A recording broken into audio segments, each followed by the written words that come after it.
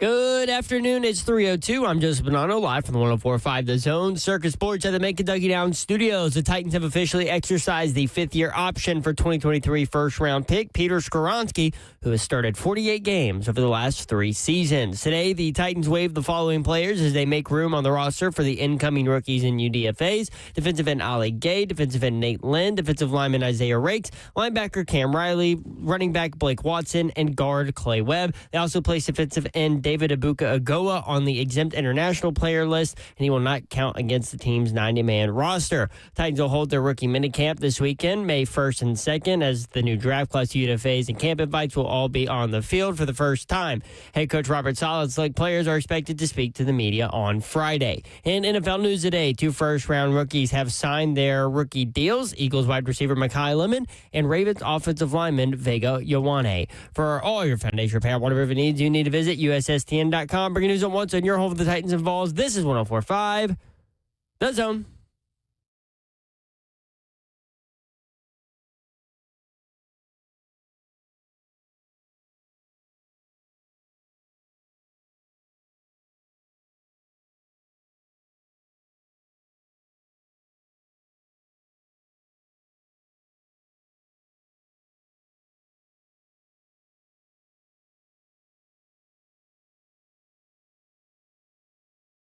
Three HL 104.5 The Zone. Brent Doherty with you on a beautiful day in the Music City. It is Thursday. Hope you're having a great day. Headed toward the weekend. Weather is phenomenal. No, this is perfect. Like 68 out there? Yeah, this is perfect weather. Like, you don't never need to go above 72. Don't go below 66. Do we need to move to San Diego? I mean, they say the weather's perfect. Slay Dog is here, y'all. I'm in the building.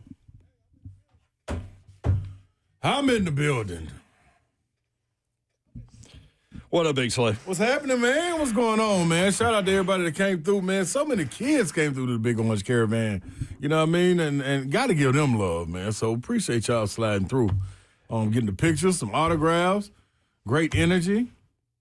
I always love when we get out there amongst the people, man, especially the kids.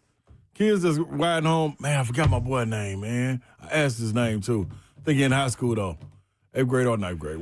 Your picture autograph line was as long as Heupel's. Longer, actually, I think, at one point. And it formed immediately after the show was done. It did. We looked, we turned around, and boom, line of people right down the middle of the venue. Boom. Yeah. They were patient, though, man. Shout out to them, man. I just, I forgot my what's the name? My Stanley Cup, dog. Your Stanley Cup? Yeah. For the playoffs. What? My little drinking cup. Oh. Ain't that the Stanley Cup? Is that the brand of your cup? That is a brand of a cup. I thought you were talking about you won the NHL Stanley Cup. I did. I don't know. Now I lost it. I lost the Stanley Cup. Uh-oh. They did that one time during the parade. Have you seen the renditions of Bridgestone Arena? $750 million project over the next 4 years. Yeah, they coming with it. 2-story building attached to it, condos. Hanging a cliff hang over the Broadway. What are they doing, like a battery type situation there? I mean, hey, they can do anything they want to do over there. That's right. And it won't be called the batteries, though, because this is Nashville, not Atlanta. I said battery type. I understand, but your eyebrows went down like you were mad, like they were trying to steal something from your Braves. I was confused because I hadn't heard this yet. The Bravos. It's been out there. It's been out there. You brought up yesterday or the day before, they haven't given Skoronski his 5th-year option. Mm-hmm. Well, they did today. They did officially do that. And we tried to, allow you the opportunity to keep your powder dry. But he did. But Zev a lot of times doesn't like to keep the powder dry. No, for what? Powder dry for what, Zev? They just had. I just said they hadn't officially done it. I knew the reporting had come out. Well, I know, but you were all like, the deadline is Friday. I was giving you some information. I was passing along. Are y'all like me? Today feels like Friday. It does. That means tomorrow's going to suck. No, it won't suck because it'll actually be Friday. Because if today's feels like Friday, you're expecting tomorrow to be Saturday. Okay, maybe it is Friday for me and Slay. You've got it tomorrow. See you tomorrow, Joe. What's that? Monday. We'll watch you on YouTube. Mm-hmm. Like Ichabod. You've got Dick Girardi coming up to talk about the Kentucky Derby tomorrow. 4 o'clock. So. Take your time in this. 4 o'clock. Oh, I'm going to have to think of some questions. Have a ball. By the way, Greg Cosell is in town in advance of tomorrow's event over at the Analog at the Hutton Hotel. The Install, live taping of the Install podcast with Buck Rising, Greg Cosell, and Mike Borgonti on stage. That's going to be fun. Tickets, 1045thezone.com. You don't want to miss it. This is one of the better things that we do as a radio station. It is. It's so much fun. Come together. That's one of the better things that we do. Come together. All these events, like we do a great job. I'm patting us on the back, y'all. Right, do it. Cosell is in town. He's going to come in studio today from 4 until 5 o'clock. Come on in, Cosell. Do you think he stays past 5 o'clock? It's a possibility with Cosell. We may be going to get a bite to eat after he the might show. Stay the whole show. So he may. Big Savagery, Ramon Foster at 5:20. Oh, Big Savage coming through. I got people in the chat calling me negative. You kind of are sometimes, Jeff. I mean, if it walks like a duck, it talks like a duck. You can't stray away too far I wasn't being negative about it. I was pointing out a fact. Yeah. And now the fact is that they have signed him officially. The people get you, Jeff. I mean. Leave me alone, people. I don't think it's like a Canadian. I also don't think it's a one-off thing. I think it's like, people are combination of things. Yeah, kind of, understanding your personality. That's all right. Okay. Honestly, I think it's the Canadian part of you. Yep. I know it is. It's factual. Because Alyssa only talks about the American part. And that's the cool part. Alonzo said, I'd be negative if I was from Canada, too. See, you got it right. And a false fan, he said. Can you give a shout-out? Shout-outs presented by your mom and them. Yes, shout out to that guy, Lethal Latin Man, coming through, you know what I mean, in the chat, holding us down yesterday. Colton, give a big shout-out to him. But Tara Bell asked the question, what up, 3HL crew? Was wondering if you got an update on the friend of the show, can't remember his name, that was to have a kidney transplant. Yes, that is Ronnie McMahon, Vanderbilt legend, SEC legend. He posted about 11:45 a.m. Update, exclamation points. Okay. Prayer hands. Day 2 from surgery, and my new kidney is working extremely well. Thanks, Jeremy Cook. He is already at the house. As for me, I've been up walking around. I have been thankful for the surgery success, and I have been eating. I'm resting when I can, praising God for his grace and mercy through this journey. There you go, Tara Bell. Ronnie Mac right there. Mac Meal, my guy, Athens' finest. Also, Zeph, what did you say? Zach Lyons of Cover 2 with Blaine and Zach graciously texted me in to remind me that him and Stoney Keeley of Football and Other F Words will also be there doing a live rendition of their show. Yeah, so Stoney told me that last night. I had no idea they were doing that. Yeah, they did it last year, too. Yeah, we stumbled across them last year, though. Yeah, last year they were out in the like the lobby area, like where you walk in. He said that they'll be on stage, too. So I don't know if that means the main stage or... They're the opening act is what Stoney Keeley told me. Oh, sounds like they'll be on stage. Yeah, because I asked him if he could come in studio on Friday, and he said no. He had work responsibilities. Sorry, I got work to do. But, yeah, so they will be the opening act. So you get there when do doors open? 6? Maybe Show starts at 7. Give me 1 second, I can let you know. Well, thanks, Joe. Slay will have the mic at some point. Doors open at 6, panel starts at 7. When do I go on, Joe? Whenever you want, Slay Dog. That's a good answer. Whenever the microphone hits your hand, you're live. One of my favorite Coach Mac memories was the bowling thing that we did. And Slay ended up with a microphone with a house mic, going off. With my shirt off.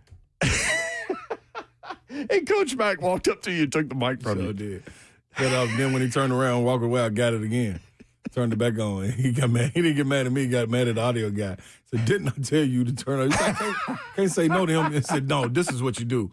And he hit the switch and turned all the equipment off. So when the party was done, then we made it to the bar. It took like 17 shots. That was a good night right there. Rest in peace, Coach Mac. That was a fun night. Time right the Titans have made some moves today. What they doing, y'all? Number 1, Peter Skoronski, 5th-year option.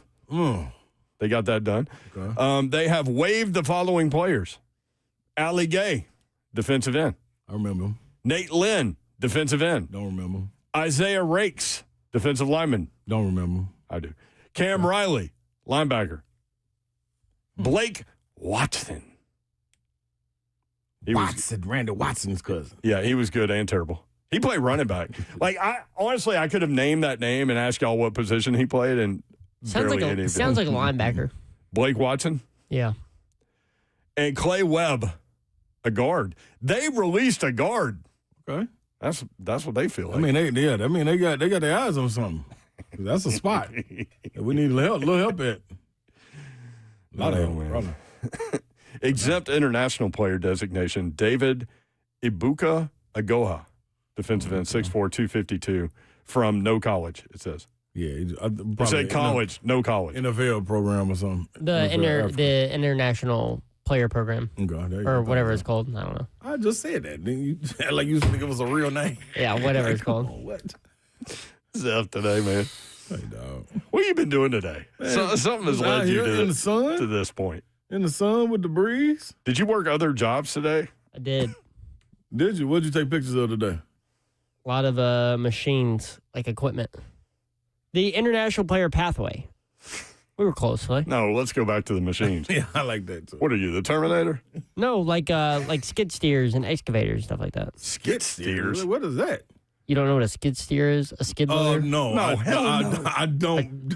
I have no earthly idea what a skid steer is. Yes, you do. What is it? Look it up. You'll know what a skid steer is. Why don't you just tell us? It's a track loader. I am telling you. It's a track loader. Okay. See, I thought it was something to steer cattle. It's got the tracks on the side, big old bucket on the front. A skid steer? Skid steer. I thought it was skid too. Oh, that was little trucks. Why are you taking pictures of them? Because I work for an equipment rental company. They could have did without that one. It's Daryl in the Burrow. It is not a forklift. Similar. Did you crash one of these things into the wall? No, but I did learn. I have learned to drive them over the last few weeks. Good job. In the meantime. In between time. Peace. Gator Mike. First up today on 3HL. Mike, what you got?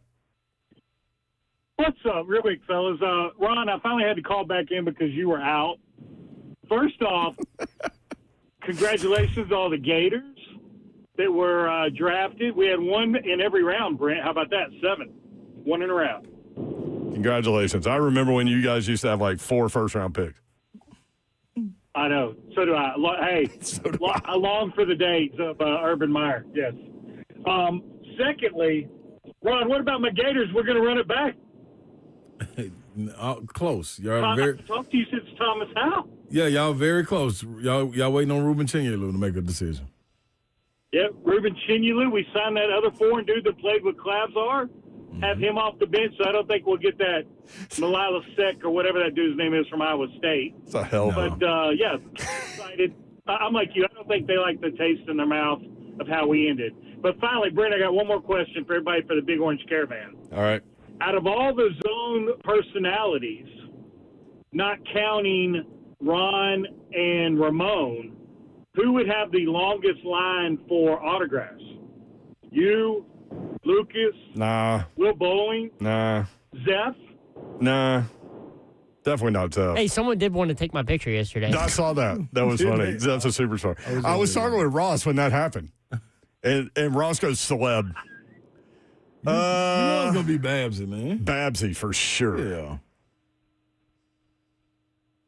Get her mind going. I maybe it'd be interesting. Will Bowling, you know, he vows for those track people, but yeah, he runs from lines like that. Yeah. Will don't want to be nothing around nothing like that. No, Buck ain't got time for it. Buck is definitely gone. Nah, forget about it. Yeah. Well, always great to talk to y'all. Hopefully, I'll catch you at the next remote. A moment's peace on Monday. Fallon says, so people just call in to talk. Interesting. I mean, people miss us, dog. What's our caller that doesn't call it? It's not X. It's somebody else. They call in and be like, man, why y'all ain't calling me? I forgot who it is, man. Darn. This is a round table. Oh, absolutely. I mean, for sure. Some people have pointed things to say. Others just want to, say, hey, what's up? Yeah, people miss us. I did like Gator Mike, the part of Gator Mike's call where he said, we signed that international guy. I'm like, okay, that's going to make all the difference. I don't even know his name. Florida did? Yeah. Oh. International guy. I don't know. They're big 7. How tall is he? 7'10"? 7'9"? Oh, he transferred. He signed to, what was it, UC Irvine? Mm-hmm. That's good for him. Yeah, great for him. Terrific. What about Chinyelu? Yeah. Chinyelu. Chinyelu. No, they changed the way he pronounced it. No, it's he. Like he said this. Yeah, that's what I meant. Chinyelu. And the only And reason why people we still knew don't- is because Slay worked for the SEC. Yeah, people still and had to know. We'd be saying it wrong. He Thanks, sent me a message through. Is he going pro? Acquaintance. I think he testing the waters. Huh. Yeah. I think he testing the waters. He's like a big Rodman. Man, huge Rodman. Yeah. You know what I mean? Yeah. What's crazy though, Rodman was about 6'9", 6'10" too though. Yeah, but he was great. But he was these- thin as a this rail. dude is, Though. Yeah. I think Big. Gator Mike the other day when he called in and tried to get in. He said I was out. When was I out? I mean, when you were I was getting your in. hair done. Getting my hair done. Yeah. Thank it's you. called getting your hair did. Also, that's not what it was. That's absolutely not what You it knew was. what I meant. I You was knew at what I was my talking FUE about. procedure. You were getting your hair done. You're getting your hair Slay transplanted. missed the show because he was getting his hair done. Getting his hair Sitting done. under the dryer watching y'all. Like, He combined Chinyelu. Mm-hmm. That you say it to said Oscar that. Shibwe. That's what he tried to compare it to. that ain't bad. It's not bad. That ain't bad. That's Oscar not bad. Shibwe was a little shorter, but that ain't bad right there. Oscar Shibwe was player of the year in the country though. I feel That's like right. once Chinyelu knew what he was, Yeah, it was a different. and then it was like 20 boards a game, which is ridiculous. which means he's gonna obliterate the record this year. When it comes back, so. He's got to come back, right? I would think. Yeah. Yeah, this ain't the time to be trying to go. Not with this class. Next year's class, you probably should try to go. 615-737-1045. Buffalo. Next up on 3HL. What up, man? So you don't know what a skid steer is? I mean, come on. No, I'm a terrible. It's a bobcat. Okay, so you know what a bobcat is. I do know what a bobcat is. I know what that is, yes. Okay, you got your little bucket on the front, your four tires, you're digging dirt, you're throwing dirt in something. That's your skid steer. You got your backhoe. Now, a backhoe could be a backhoe that has a bucket on the front, but it also could just be an excavator, or it could be a great big darn track hoe. What we call them a backhoe. You got your bobcat, I don't you know. got your Backhoe, backhoe.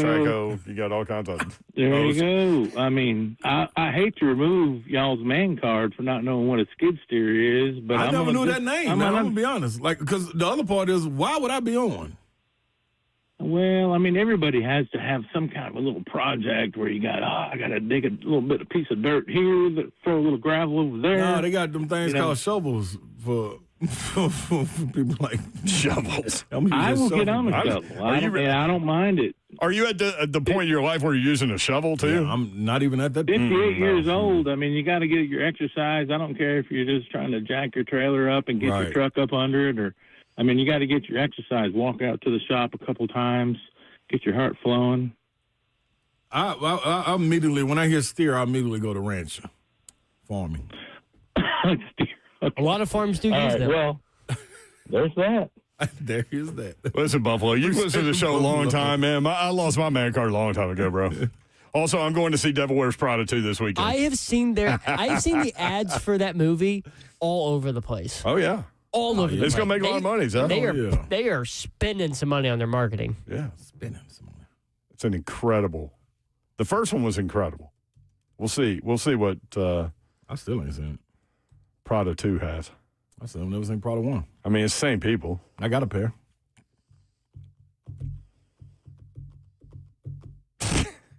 All right, we got to go to break. All right, we got to go. Snort. Get us out. All right, welcome in 3HL Thursday edition. What up, people? If you're new to the show, how just we roll. keep listening. Give us more time than that. When we come back, Georgia football coach Kirby Smart joined the next round in Birmingham and talked about roster saturation in college football. It's really interesting. Also, Mina Kimes with ESPN discussed the pick of wide receiver Cornell Tate on her pod, her take. We've got that for you next. Stay tuned. 3HL 104.5 The Zone.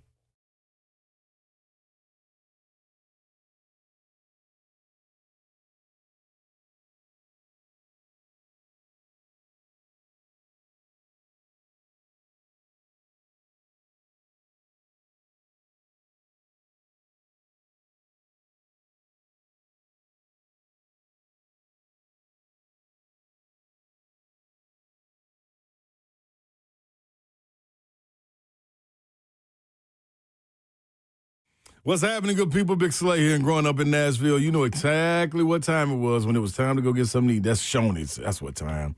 That's where you're going to head to. I grew up on that Shoney's breakfast, lunch, and dinner, and you probably was like, yeah, I like the dinner. Well, you probably was smart because kids eat free back in the day. This is not back in the day, but the food is right on par. I promise you that. All you care to eat fresh food bars right there with the very best value that you can find, always fresh and always delicious. The meal's waiting for you. Or you can go to the menu. Just check out the menu. They got that all-American burger, baked spaghetti, my favorite fish and chips. Can't mess up with that. But breakfast is served all day long. Make sure you top it off any chance you get with that strawberry pie or the world-famous hot fudge cake. And know that you can get your meals to go for families. Just go right there to the app. Groups of 4, 6, 8, or 12. They have you ready to roll. Hospitality with a twist, people. Stop at any one of the 4 Shoney's locations in Middle Tennessee, Clarksville, Dixon, Lebanon, and on Donaldson Pike in Nashville. It's Shoney's. Let's eat.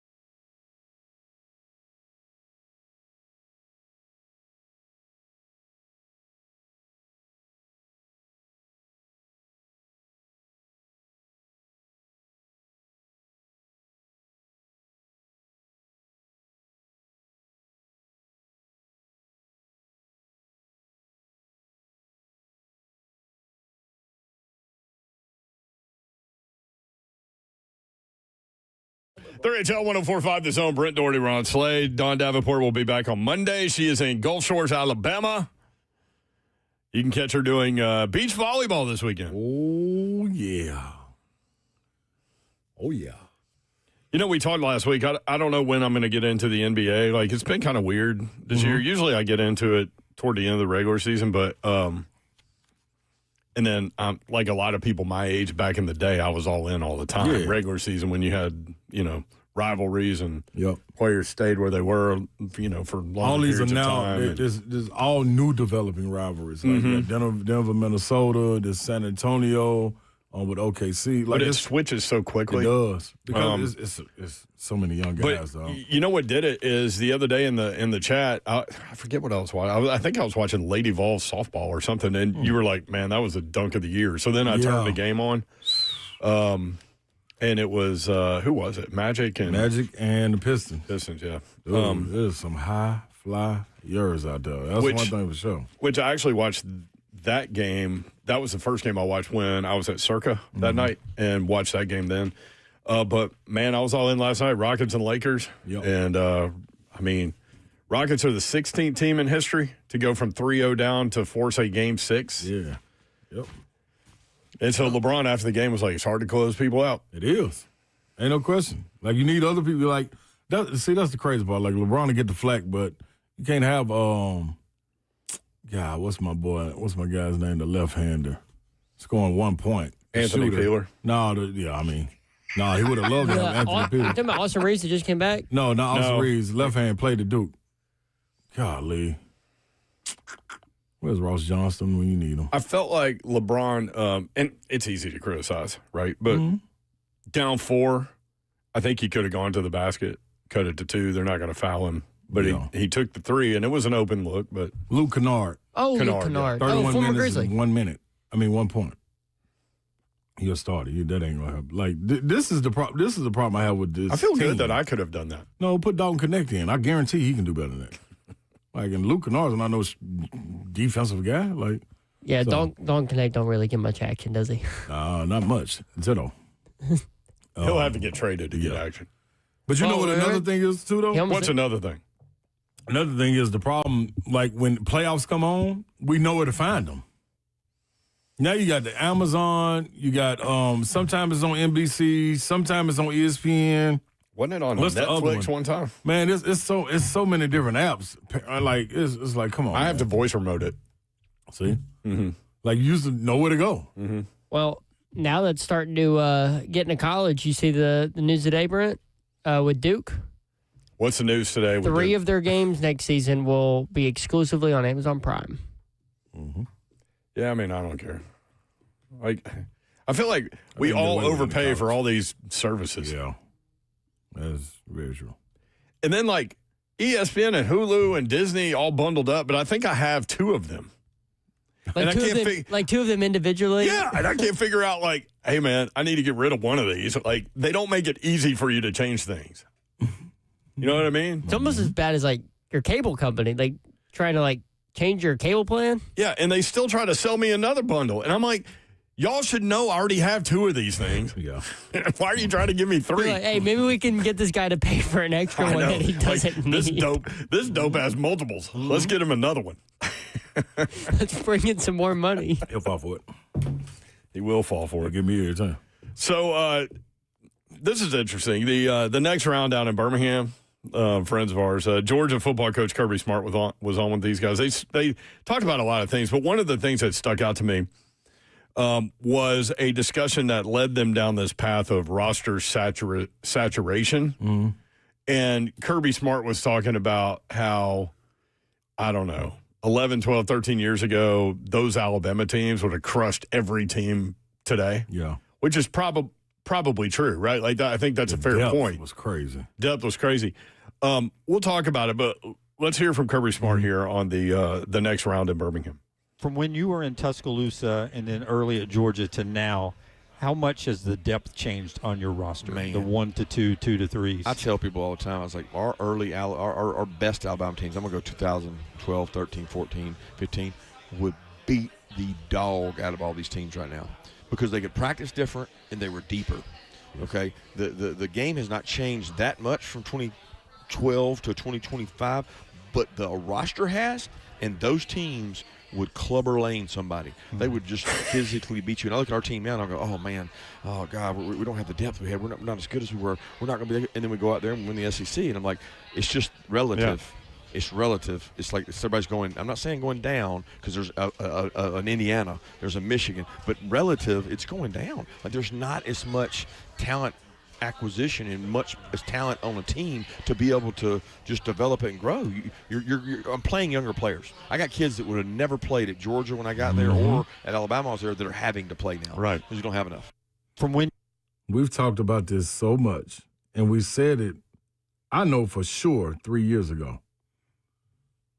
The depth, and with the transfer portal, NIL, you're no longer able to stockpile and hide away talent.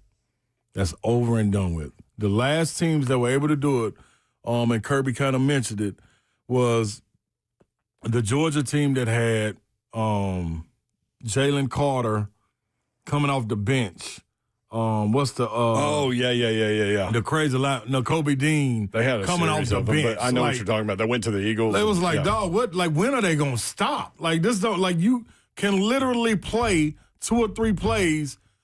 And if that ain't a 3 and out, which it usually would be, you bring another wave in of professional players that could go to the draft that year. They're just not eligible yet. So, yeah, Kirby is exactly right. And that's what I thought the NIL was, the intent of it was going to be.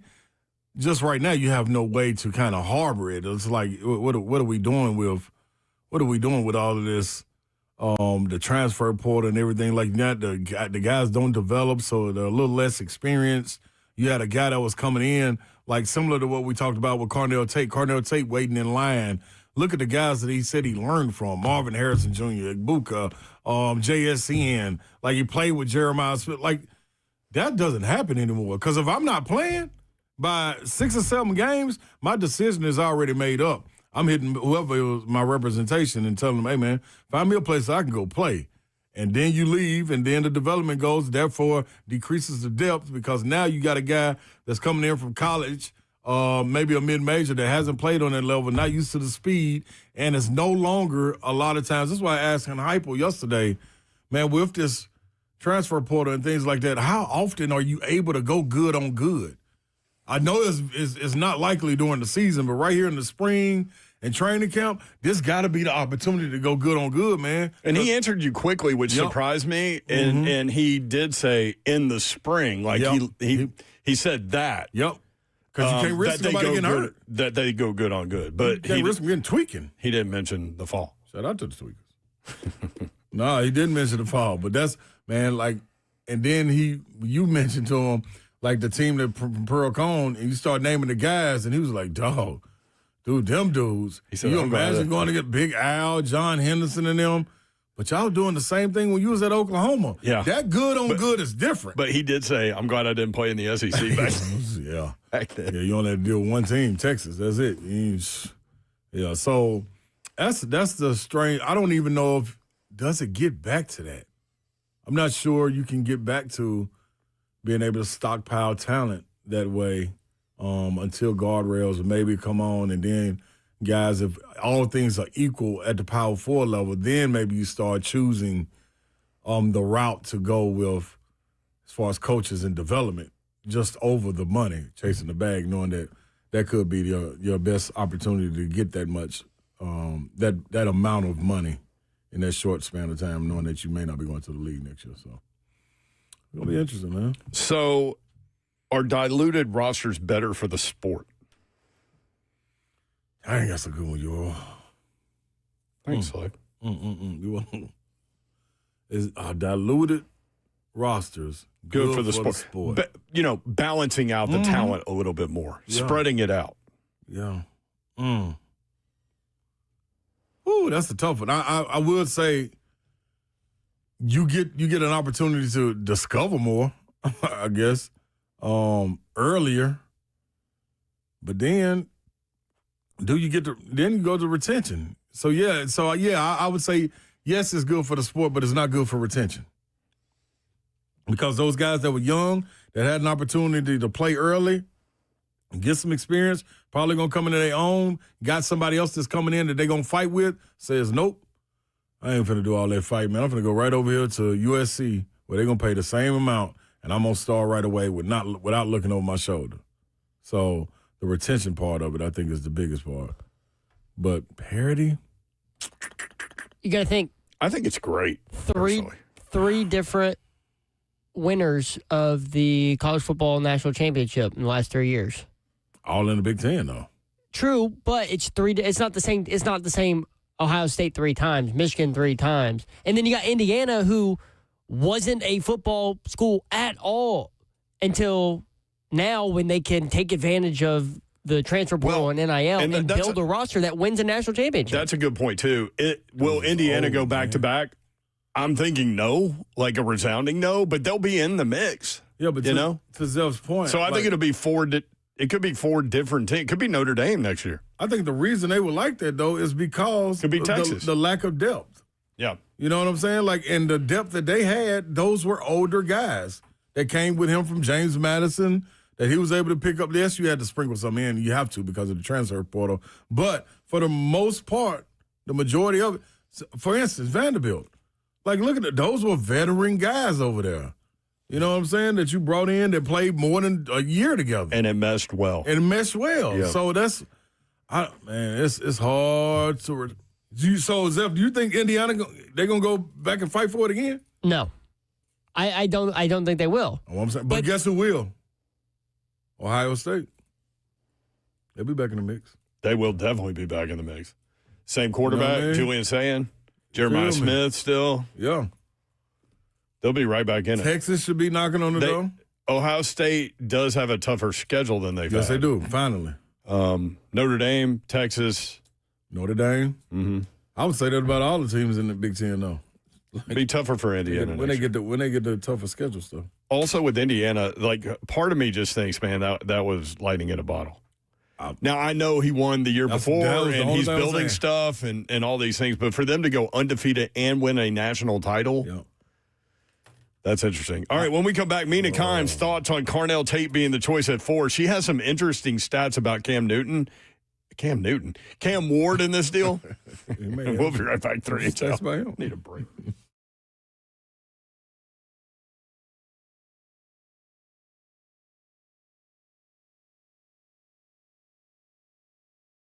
What's happening, good people? It's Big Slay. In springtime, the season for fresh starts. And if you've been looking in the mirror thinking, man, it's time to fix this thin in there, well, I got the place for you. No, it's not Turkey. It's right here in Nashville, people, at We Grow Hair. They're delivering incredible results with their advanced FUE hair transplant technique. I'm telling you, you see me on the stream every day, and I'm telling you, it's coming right along. I am now 9 days out. Tomorrow will be 10 days out since I had a minimally invasive procedure where individual follicles are extracted and placed with precision for natural-looking coverage. It means a much faster recovery than those old strip methods that you used to hear about. 30 years of experience helping people get their hair and confidence back with proven permanent solutions. That's who they are, right here in the Southeast, the top clinics. And listen, when you book your consultation, go in there and get a free laser session and tell them Big Slay sent you, and they'll hook you up with $500 off your hair transplant procedure. All you got to do is call 615-376-6010. That's 615-376-6010 or WeGrowHair.com. I want to tell you about Pella Windows and Doors of Nashville. So you guys have heard me talk about Pella forever because I love them and they're the best. And they replaced our windows and our doors in my rental property and our home. So this is the reason that I ended up having to call Pella. The windows in our home, little tiny microscopic bugs would end up on my windowsills. And it was because my windows were failing. And so all these little bugs would get in. And so we had to replace those windows. And I used Pella Windows and Doors of Nashville. And they were the absolute best. And I can tell such a difference in how cool our house now stays in the summer as opposed to prior to new windows. So maybe that's you. Maybe you know your windows are failing. I know it's not the sexiest thing in the world to do new windows and doors. But if you know you have to do it, Pella is the one you you need to call. And they let me give you a Dawn deal every single month. It changes. And for the month of April, 55% off Pella certified labor and 0% APR. For 24 months, you have 2 full years to pay off your windows and doors and an additional 5% off materials. Easiest way to get a hold of them, just tell them you want the Dawn deal. Schedule your free consultation online. Your website, PelloNashville.com.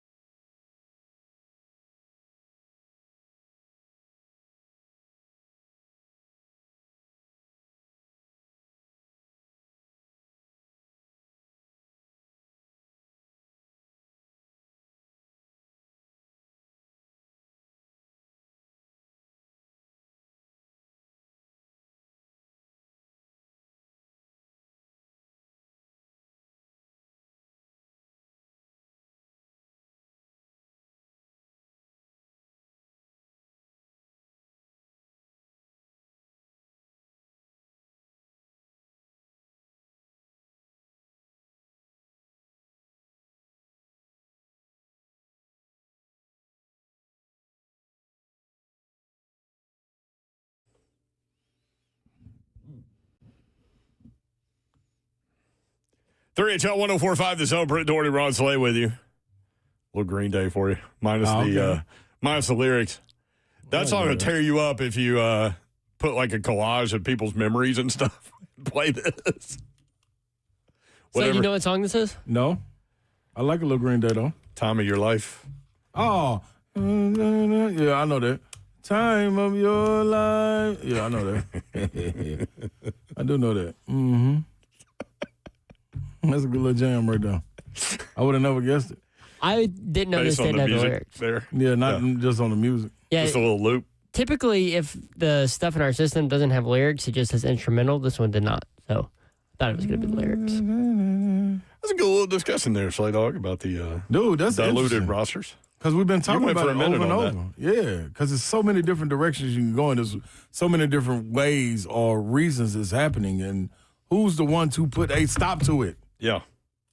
You know what I'm saying? Like, you can, even if they put guardrails up, dog, now we're at a point, man, the loophole is going to kill people. Like, Duke signing a contract with Amazon. Like, what if Notre Dame does that? Mm-hmm. Notre Dame, like, they're their own entity. They have their own deal. You know what I'm saying? Like, they like, we want to sign a 2-game situation with Paramount. Yeah. You know what I mean? Like, what? Yeah. Like, then what? So You sign a 2-game, $75 million deal, and a quarter of it go to NIL. Yeah. You can't compete. We'll talk a little bit more about that a little bit later. Mina Kimes on her podcast offered some interesting thoughts on Carnell Tate being the choice at number 4, and she's got some stats about Cam Ward that are interesting. Check it.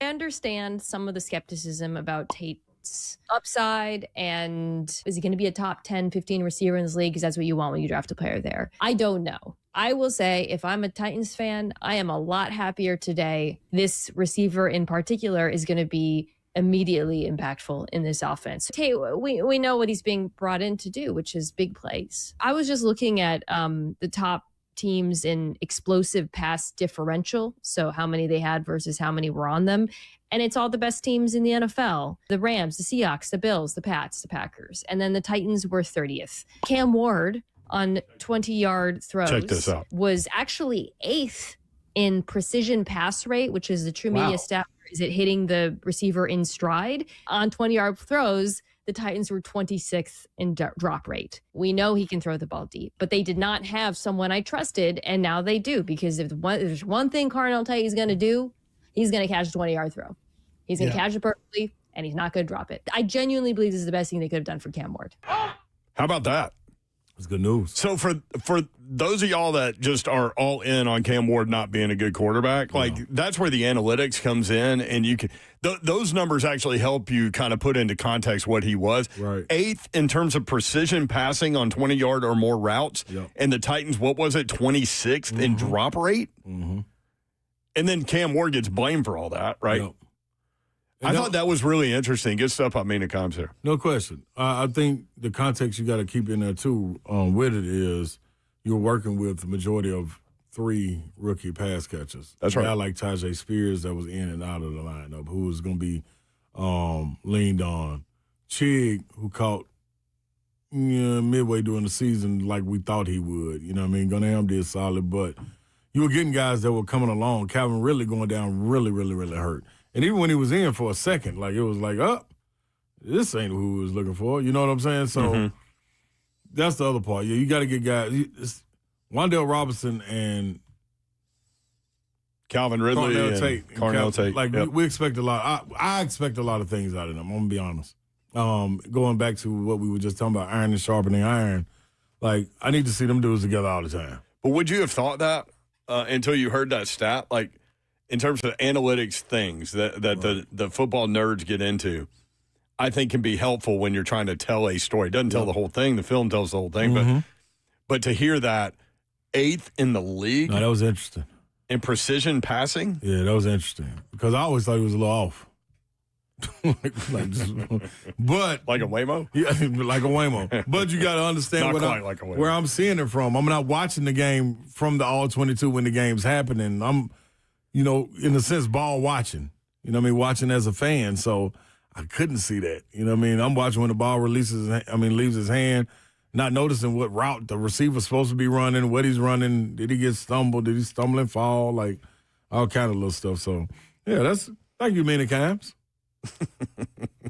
I listen. I'm always looking for people to put things in perspective. Perspective is a great thing. Mickey Ryan always loved her, and then we saw her at the Super Bowl, and she's tall. Yeah, slim tall. Yeah. Mm-hmm. I don't know why I didn't think she was tall, but she's tall. Yeah. So, of course, Mickey's like, she's way down, and Mickey's like, Mina! Just yells at her. She turns around and waves. She has no idea who she's waving at. You don't know who it is. So, the national perception of Carnell Tate to the Titans has been very weird. That he shouldn't have gone that high. That's the common only weird part.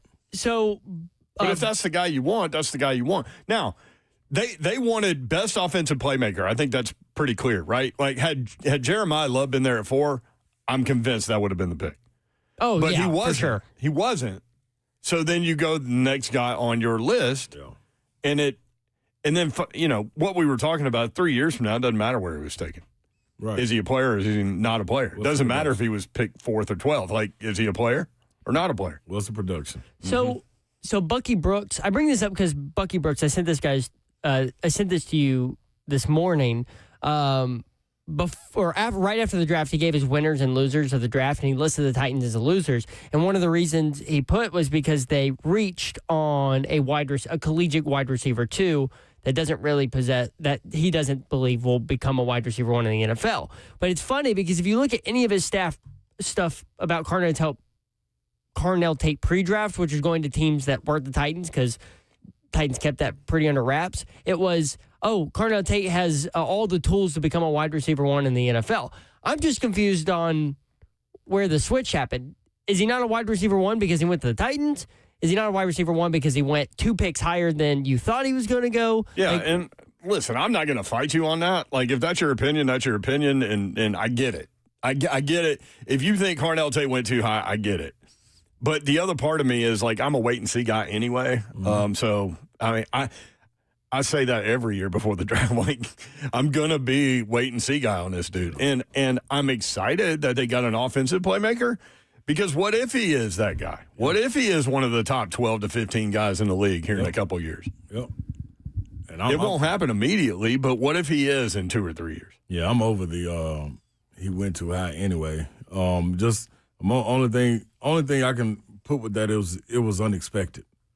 I can't say the number 2 overall offensive player in the NFL draft went too high. Yeah. When the number 1 went right before him. You know what I'm saying? Like, also, if 4 is too high but 6 isn't, it's 2 picks. Yeah. And if the Titans traded down to below 6, he probably wasn't going to be there. You know what's funny, too, is everyone was murdering the Titans for the thought of drafting a running back at 4. I haven't heard any of that after the draft when he went 3. You know what I mean? Are the Cardinals that bad that everybody's like, oh, okay. That makes sense. Yeah, let them play video games. Did you say let them play video games? Yeah, all they can do is play video games. No, they put it in the contract now. You can't do that. Yeah, it's true. No, he's gone. He's in Minnesota now. Kyler Murray ruined it for everybody. Messed over there. it all up. Everybody was having a great time. Yeah, you're like a wide receiver on that team. You're like, wait, what? You putting what in my contract? Can't play the game no more? Thanks, Kyler. Silly. We sent an Uber to go get Greg Cosell. He is here in the building. I thought about that a minute ago. I should have sent a Waymo over there to get him. What if he refused to get in? Then he would have gone home. Or he wouldn't have known how to get in. I want to know. What you think? Cosell would have got in or not got in the way? We'll ask him when we come back. Greg Cosell in studio for the next hour. 3HL 104.5 The Zone.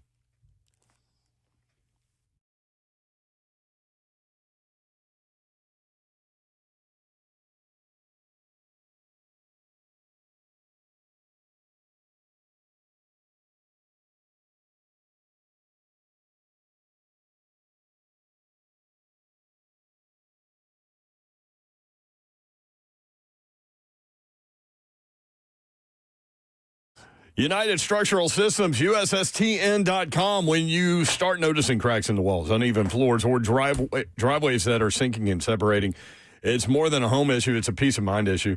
That's why who you choose for foundation repair and concrete leveling really matters.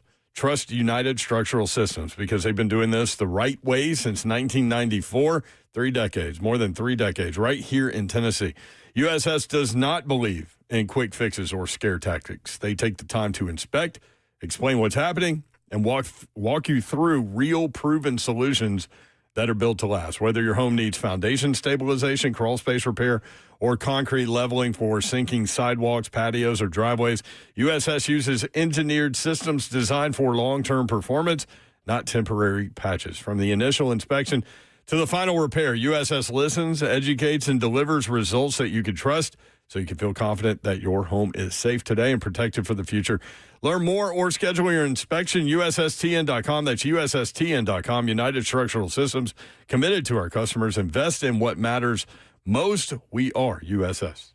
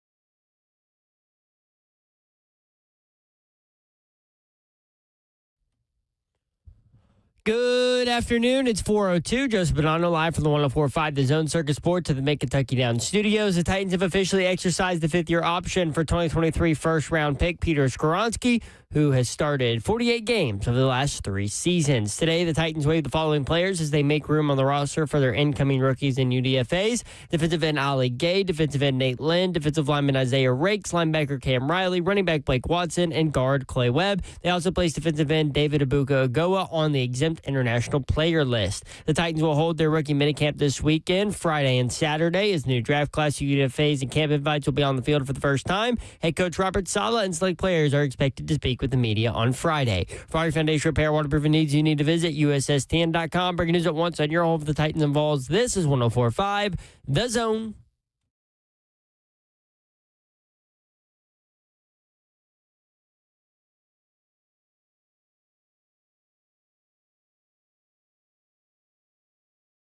HL 104.5 The Zone. Brent Doherty with you on a beautiful day in the Music City. Happy Thursday. Hope you're having a great day. The weekend is almost here, which means the Install Live is about to happen. Tomorrow night, you can join 104.5 The Zone for a live taping of the Install with Greg Cosell, who is here in studio. Hey, Greg, how are you? Good to be with you guys. Good to be in Nashville. Buck Rising will be there. Very special guest, Tennessee Titans General Manager Mike Borgonzi at the Analog at Hutton Hotel tomorrow night. You guys are going to roll through the tape and talk about the draft picks, talk about free agents, how it all fits together, and Borgonzi, a great added piece to that discussion. You know, and I got to tell you, and not just because I'm here, you know, you guys know me well enough, and I think people listening know me well enough that I don't have an agenda, and, you know, I don't work that way. But I'm really anxious to see the Titans this year because, you know, the only way I can do my job, guys, as you know, is I sit and watch tape literally every day that I'm in the office, which is pretty much every day in my life. You know, I can only tell you how I evaluate the players. And I think with what the Titans have done, I'm actually pretty excited to see the direction that they move in this year. You know, you have to assume Cam Ward's going to be better. You know, again, no one at the end of April, beginning of May, can sit here and say what a team's record's going to be. So we're not going to sit here and say, gee, I think they're going to win 11 games or 12, you know. But I think they're going to be an intriguing team to watch. Just developmentally. To go with last year's draft class with Mike Borgonzi, now he's got 2. To see how it all kind of fits together. Slay Dog is here, y'all. I'm in the building. Let's go.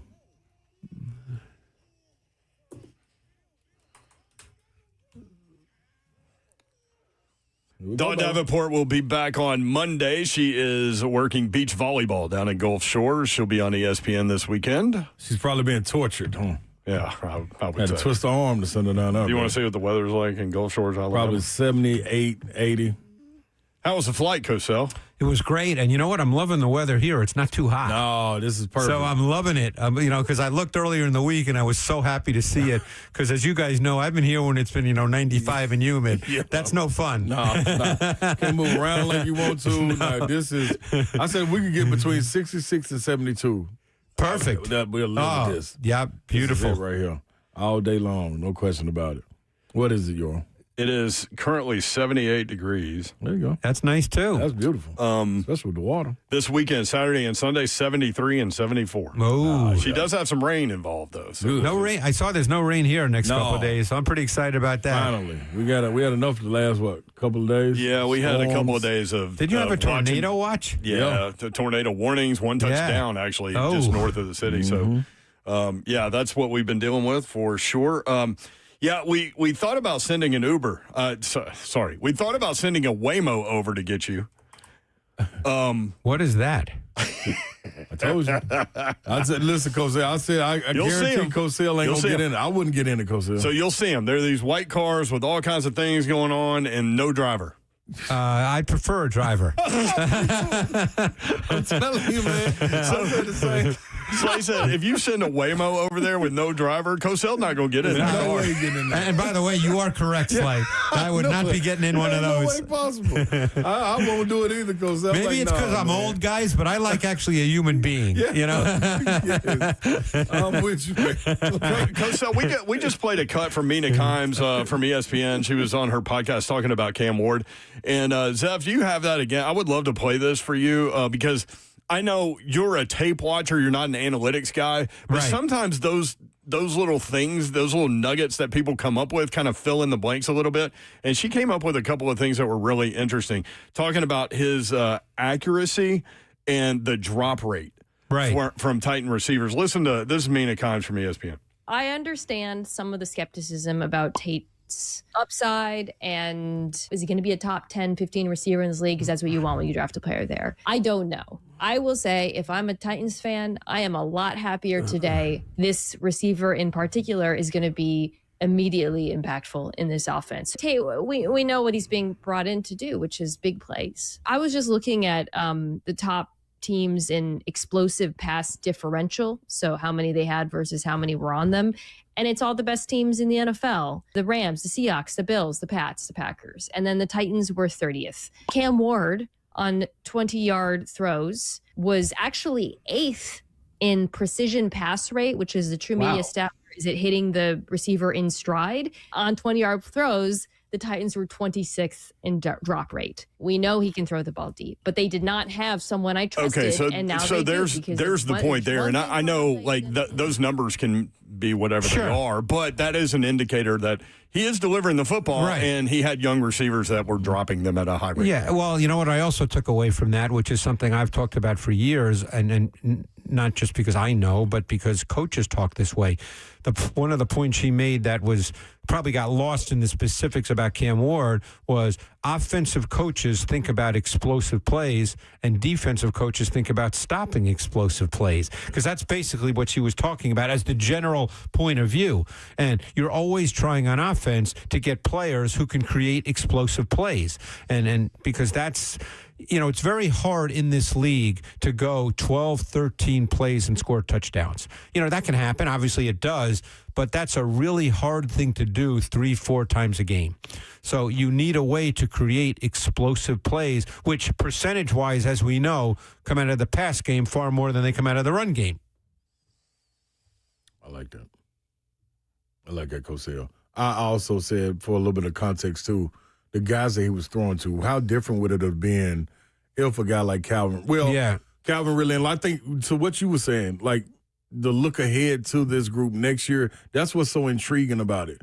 To say Calvin Ridley come back healthy, Wan'Dale Robinson and Cornell Tate right there with the emergence with the two rookies. With the two rookies, you know what I'm saying? You got Gunnar Helm with a year under his belt, Tajay Spears healthy, like him able to catch out the backfield. Like it could be because I keep going back to this. Keith Bullock was in here and he was talking about, man, Cam Scatterbo is a solid running back, but the positions and the spaces and the schemes that he was able to be placed in by Daboll was excellent for him. Right.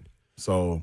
No, that's why I said initially, you know, when we first started a few minutes ago, that I'm really intrigued by what we're going to see. Mm-hmm. And like I said, we have no idea about record or anything like that. Nope. You know, we don't even know the schedule yet. But the point is that you look at those two rookies last year who, by the way, were 4th and 5th round picks, so they were not first-round players. Right. So given that they were 4th and 5th round picks, you'd have to say that they had solid rookie seasons, wouldn't you? I mean, they became kind of the two main guys. They were probably asked to do more than what they probably should have been or could have been. And now with Wan'Dale Robinson and Cornell Tate, now they become more rotational players theoretically. Let me ask you this. Which is what they probably are. Yeah, well, let me ask you this.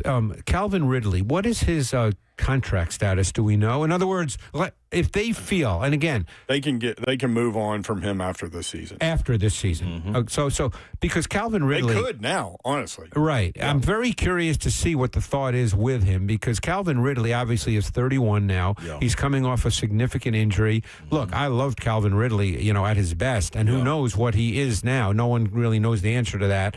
If he's still truly at his best and can be, he's a really good receiver. So he, to me, is kind of the wild card in this group, because we don't know how the new coaching staff feels about him. We don't know what his health is, given that he's, you know, getting up there. You kind of lose sight of the fact that he's 31. You know, it doesn't, you know, so he, to me, is kind of the wild card in all this. Yeah, they don't want to get rid of him right now. Dead cap number $22.49 million. No, so they don't want to do that. Yeah. Next year, 7.5. And you got to believe, you know, being around him, you got to believe that he wants to come back and show that he can still play, because maybe he's not the vertical dimension that he was in the past, but he was at his best, he's a terrific route runner. And he is a competitor. Yes. It was plenty of times I thought going out there, and Big Jeff talked about it, him working his way back when he was injured, and he could have set on out. But him getting back out there, trying to be there for his guys, I know a lot of it is about numbers and stuff you want to hit too, but I think you got a true competitor in him. Yeah, No so he to me is the wild card in all this. Greg Cosell with us live in studio. The Analog is the place to be tomorrow at the Hutton Hotel.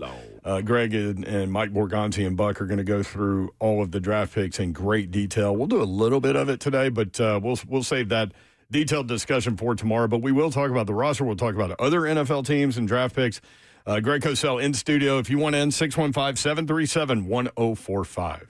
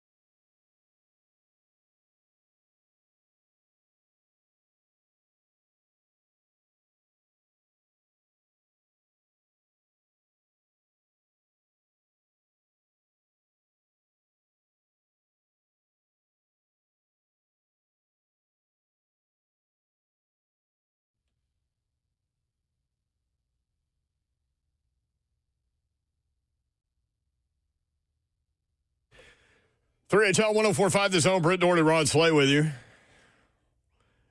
You have a furrowed brow. I was like, look, Ireland, what we doing right here, sir? This is Billy Joel Piano Man. I mean, listen, I don't know Billy Joel the Piano Man. I'm sorry. I've seen Billy Joel about 20 times. In person, Oh, yeah. Oh, man. He's been in Madison Square Garden a billion I've times. seen him there numerous times. Yeah. I saw him here with Stevie Nicks in the stadium. I went to that show. It was a great show. Yeah, it was a great show. Yeah, Stevie was great. Oh, she brought out, the night I saw her anyway, she brought out Sheryl Crow to sing Landslide. Yeah. Who lives here in Nashville. Yep. Greg Cosell in studio. Again, detailed information about the draft picks tomorrow at the Install live taping at Analog at the Hutton Hotel, and you can get tickets 1045thezone.com. I've dropped the link in the chat a couple times. We also put it on our Twitter at 3HL1045. Go get your tickets. What did you think about Ty Simpson going to the Rams? My only issue with that was I felt like they were like a play or two away from winning the Super Bowl, not just going. Well, so now you take a piece that's a developmental piece. And that's a philosophy thing because, and I've talked to GMs over the years about this, okay? The worst situation to be in is when you absolutely desperately need a quarterback. That's when you don't want to. That's when you don't. Right. And I'll give you a great example of that. And he's been very open about this. He's talked about this. Mike Tannenbaum, who you guys know, Mike Tannenbaum was the general manager of the Jets, and there was one year, it was actually the Stafford, Mark Sanchez, Josh Freeman year. Those were the three top quarterbacks in the draft.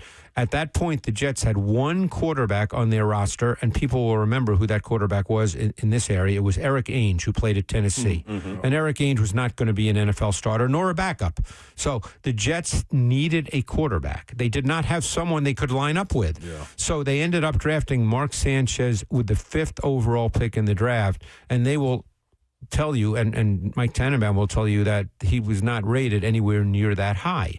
So they got stuck. They had no one to line up with. And quite frankly, even though Matthew Stafford's coming off maybe his best season of his career and could well be a Hall of Famer, you just don't know. If you guys remember, and the audience will remember too, even mid to late August last year, remember, they didn't even know if he was going to play week 1 because of his back. You don't know if Stafford's going to play this year. You don't know when he's going to decide to hang it up. You don't want to be stuck then and go, oh my God, we don't have a quarterback. So it's always easy to say it's a bad pick because they, in an ideal world, Simpson's not going to help them this year. But man, you don't want to get stuck. And by the way, I think that offense is a really, really good fit for Ty Simpson. Yeah, they kept talking about the similarities between that offense and the one he just ran in Alabama. And listen, he had some things that he had to deal with at Alabama. They had no run game. The O-line wasn't great this year either. O-line wasn't great. They had drop balls. Ryan Williams was dropping balls all over the field. And even their defense this year wasn't as good as we've seen in the past. Yeah. They had games where they gave up a lot of points. So when we look at 2027, because when you start scanning the list of players that could be available next year, and granted, we're in a day and age where people stay in college, because they get paid a lot. If you're going to be a third-round pick, might as well stay. I mean, it became reported that Ty Simpson turned down $6.5 million at Miami to go into the NFL draft. But when you look at the players next year with Jeremiah Smith, like what kind of – I know you've watched him on film because Ohio State has 35 players that you can watch every year. And then the kid from Auburn that went to Texas, like Cam Coleman. Cam Coleman, yes. Those two guys, what are we looking at with those two players well, next year? it's funny. Just talking about 2027, you're hearing people say right now it's going to be a great quarterback draft. And I always say to people, let's wait until they play. Right now, and you've probably seen that there are mock drafts already that have come out about 2027. I've got one up right now. Right, which is all fun. We know that's fun. But look, do you remember a year ago, everybody was Lenoris Sellers is going to be the first pick in the draft, and then he goes back to South Carolina this past year, and quite frankly, wasn't very good. And therefore chose to, obviously he's getting a lot of money, but he chose to go back. Believe me, if he was going to be the first pick in the draft this year, he probably would have come out. But he didn't have a very good year. So let's wait until these guys play before we say, because I forget who it was, say that there could be 11 quarterbacks next year that are first-round players. Well, we know 11 quarterbacks are not going to be taken in the first round. But anyway, getting back to I don't even know how you deal with reading something like that. Like, I laugh. Do you just throw the screen across the floor? Yeah, I laugh. But Jeremiah Smith, I actually met him in person when he was coming out of high school because he was the Maxwell Club Award winner, and I was at that event. So I actually met him and Sammy Brown, the linebacker from Clemson, who's also a really good player.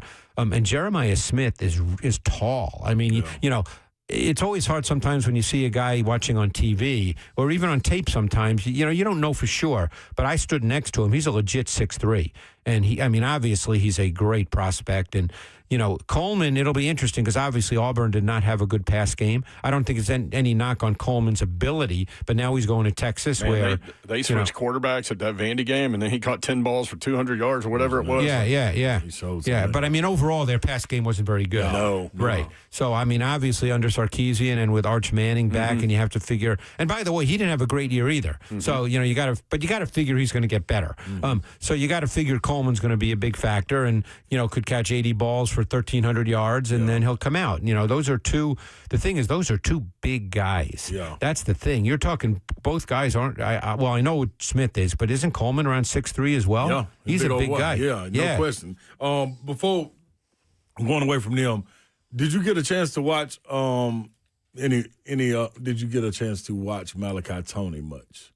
Well, yeah, because I watch a ton of Miami's offense. Okay. Yeah. What's your thoughts about him? Good Lord. Raw or just too fast for? He's an interesting guy because he's so multi-positional. Right. The guy he kind of reminded me of was Percy Harvin when he played at Florida. Oh, I love they moved him all over. They move him all over. Running back too.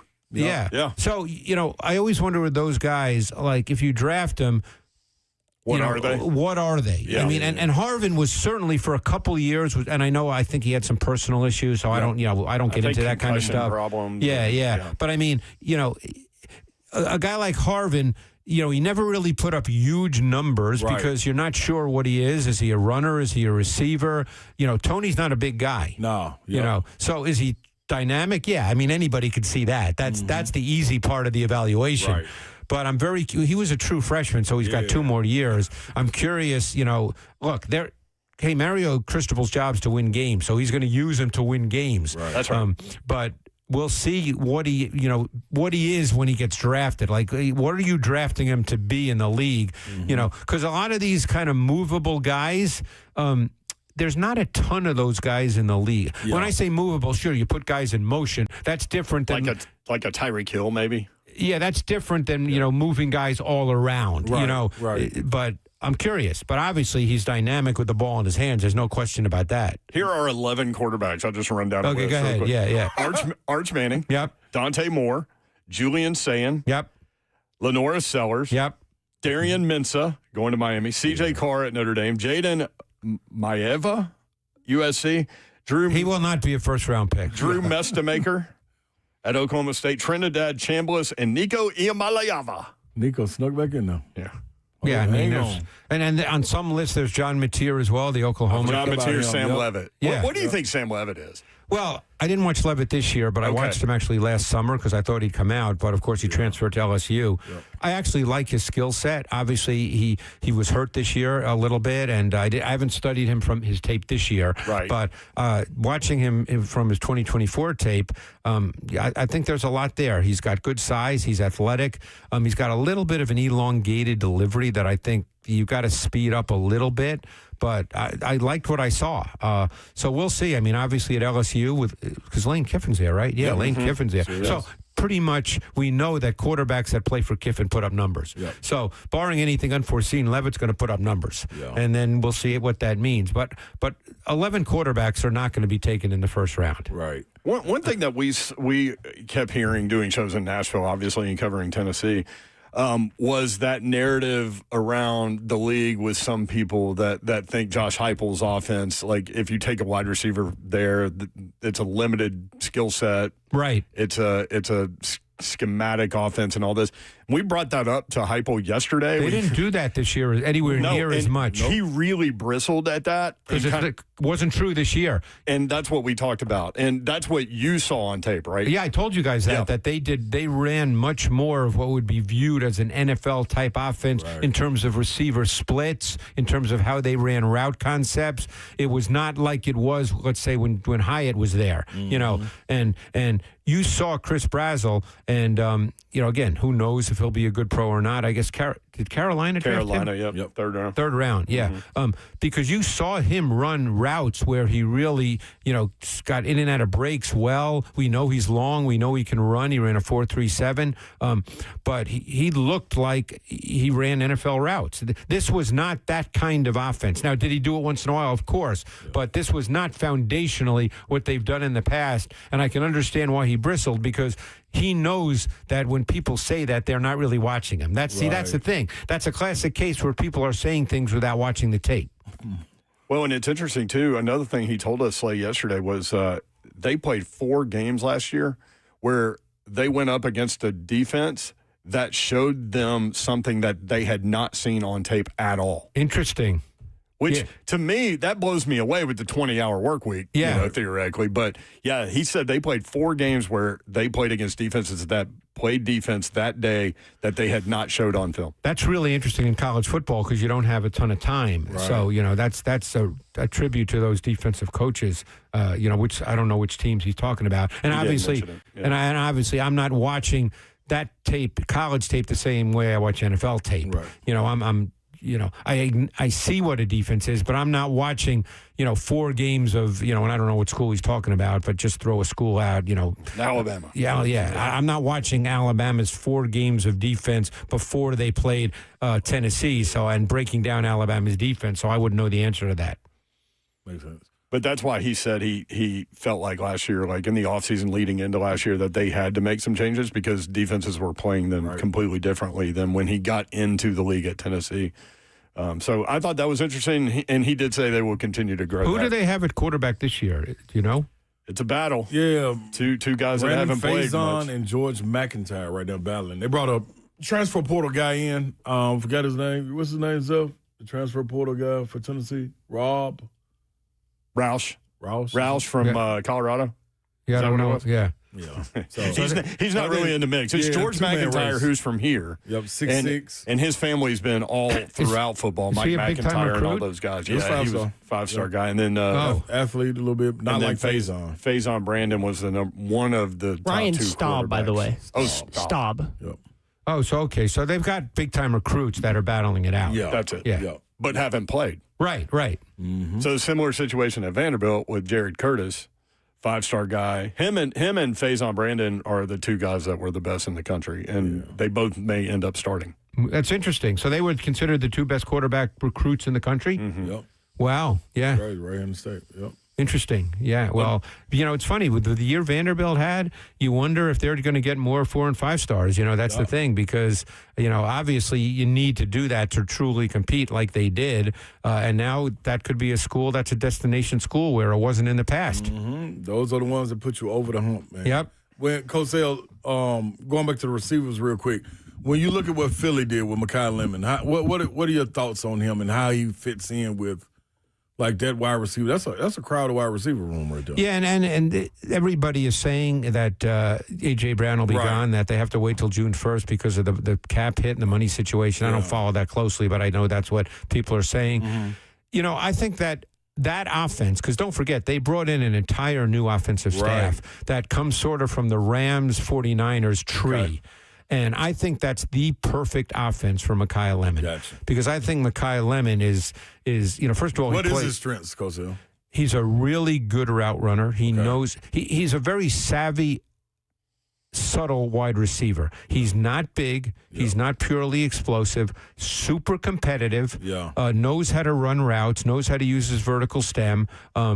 You wouldn't truly call him a vertical dimension, but in that offense, which is built on a lot of pre-snap movement, which I think he'll be very good at, motion, which he did quite a bit, by the way, at USC. A lot of formation variation, a lot of tighter splits. So, because he's not a guy that consistently you can line up, let's say, outside the numbers and say, okay, just go win. He's not necessarily that guy. So I think that style of offense fits him really, really well. That's why a lot of quote-unquote mocks, for whatever value you put into mocks, I mean, I don't put much value in them, but some of them make good points. Had him going to the Rams at 13 because it's a similar style offense. Yep. So I think this offense fits him. Greg Cosell with us on 3HL. What did you think about what the Cowboys did with Caleb Downs and Malachi Lawrence? Well, the Cowboys needed some defense. And you got to remember one thing, that Christian Parker is their new defensive coordinator. He came from Philadelphia under Vic Fangio. So Caleb Downs can be either a safety. He can be both a safety and a slot corner. Think of how important Cooper DeJean was to the Philadelphia Eagles, has been for 2 years. And, Downs, it would not surprise me if you see him play slot, see him play safety in base and slot in their nickel or dime. Because Downs is an incredibly savvy player. Yeah. Is he the best athlete we've ever seen at safety? No, but he's a really smart, aware, aggressive player. Everything about Downs just screams football player. Yeah. And then they needed edge pass rushers. And Malachi Lawrence was a guy that I watched his tape and I really liked him. I don't predict where guys go in the draft, but that pick didn't surprise me based on my evaluation. And so people understand what I do, and maybe they do because, I've been on with you guys for years, but I can just speak to how I evaluate the players. I don't get caught up in where I think a guy should or shouldn't go because we don't know what teams' draft boards look like. Yeah. So I don't presume to know that, nor do I even put a lot of time into trying to figure that out. But I can tell you that Malachi Lawrence was a player whose tape I really liked, and it did not surprise me that he got picked where he did.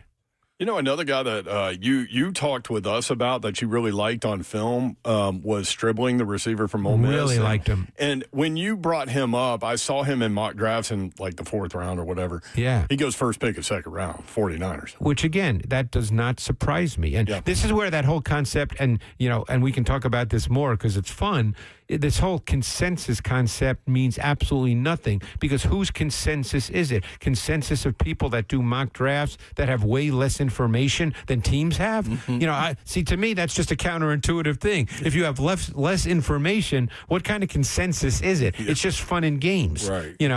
Which is why I don't do mocks and I don't make lists because you have no idea. I mean, Kyle Shanahan was actually on with Rich Eisen, and he spoke about the drafting of Stribling and the 3rd round running back Kaylon Black from Indiana, and his explanation was phenomenal because you have to evaluate the players yourself, and then you get caught up in, okay, well, if we really like this player, and let's say we like him at 33, which is where they drafted Stribling, maybe we think we could get him at 40, but we don't really know that. So are we going to wait around and see and then get pissed off if somebody takes him at 38? So let's just take him because we really like him. So, and I really liked him, as I told you guys. So again, that just comes from evaluating the player on tape. I got to ask you, Cosell, about what did you go into Carolina Panthers real quick? Yeah. What was it about Bryce Young this year that made him like, okay, this is what we've been waiting on? Yeah. I mean, of course, the years, experience, trial by fire, no question. But what was it that you saw? He's never going to be a top 5 guy in the league. Right. He's just, he's smaller. Yep. He looks small. He plays small. So a guy like Bryce Young has to be really efficient in everything he does. Yeah. And he has to play the right way. And he did that more. But there's always going to be some games and some situations where it for whatever reason, that just doesn't work because there are limitations to his game. Yeah. So what you ultimately need with Bryce Young for him to be your quarterback and to play at a relatively high level consistently enough is you need a fully dimensional offense where the run game means something. Right. You need a defense that can keep games together because when all's said and done, you do not want Bryce Young on a consistent base. Now, are there games where he did this? Of course. Yeah. When everything you talk about is foundational. Doesn't mean it happens every single game. And you know this, Slay, from playing sport. Every game is different, but there's ways you want to play that you can play best, right? I mean, that's true in any sport. And you never want to be in a situation with Young where he truly has to drop back 40 or 45 times by choice. Now, Could that happen? Sure. But he needs to be in that kind of situation where that's not the way you're playing. Yeah. Because he's very smart. He knows how to play, but there's just physical limitations to his game. Do you think it's the translation from the college game to the pro game for a guy like Xavier Legette is a little difficult, or it's got to be something? His body is ridiculous. Yeah, there's something there. There's something off. You know what I'm saying? Where Ted McMillan can come in and do what he did. Yeah, and there could be many reasons for that we're not aware of. You know, it could be work ethic. I would never speak about that. I'm not there. Mm-hmm. It could be that. It could be that, you know, he just is a guy that has great athletic tools and doesn't have a refined feel for the position. It could be that. Yeah. It could be any number of things that I would never speak about with any definitive, evaluation because I don't know. Right. But clearly he's not developed. Yeah. And at some point, as an organization, you have to decide, hey, can we develop him? Yeah. Do we see a trend in the right direction, or do we just have to move on and say, hey, he's not our guy? Right. Greg Cosell in studio. Again, the install live tomorrow, Friday, at the Analog at the Hutton Hotel. 1045thezone.com for tickets. Doors open at 6. I think football and other F words on stage first. Mm-hmm. And then Greg Cosell, Mike Borgonzi, and Buck Rising. I think Slay Dog will have some kind of playful activity. That's a nice trio right there. I might run with a wishbone with them. Again, doors at 6. Show starts at 7. 1045thezone.com. More with Greg Cosell next. 3HL 1045 The Zone.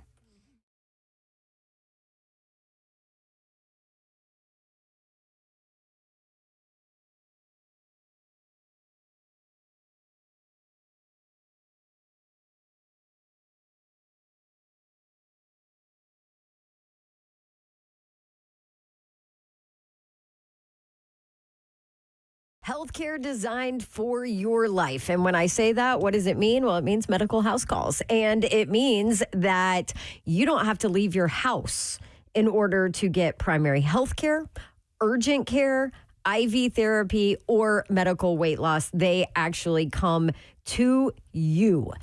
If you are busy and it's hard to actually find a time where you can make it into a doctor's office, or maybe you don't want to sit in a waiting room where there's lots of germs and sickness, guess what? Medical house calls can help you out. You simply call or text them. Their teams assess what you need. You book your visit, they schedule it, and boom, medical providers at your door to deliver you the care that gets you back as soon as possible. And the best part about it is they do it 7 days a week, Monday through Sunday, 7 a.m. to 8 p.m. They have same-day appointments available, next day guaranteed. You can even get your prescriptions right there in your home, so you don't even have to go to the pharmacy. Next day guaranteed, same day appointments available. Here's your phone number, 615-838-2375. It is healthcare designed for your life. Medical House Calls at medicalhousecalls.com. It's Ramon Foster, and I'm with Aaron from United Structure Systems. Man, they came by today to check out my house. If there's anything, any issues, small or big, you're gonna fill us in there. We can take care of it no matter what kind of problems. So first off, we'll just kind of take a look through your house and see what kind of issues you got going. You know, cracks in the brick, cracks in the drywall, weird spots in the floor, doors sticking, windows not opening properly. Once we identify those areas, we're going to do a thorough inspection around the outside, make sure there's no issues going on with that. And then once we look over it, we'll talk about what's going on, and hopefully we ain't got no issues, and then we'll go from there. Let's go. Let's go.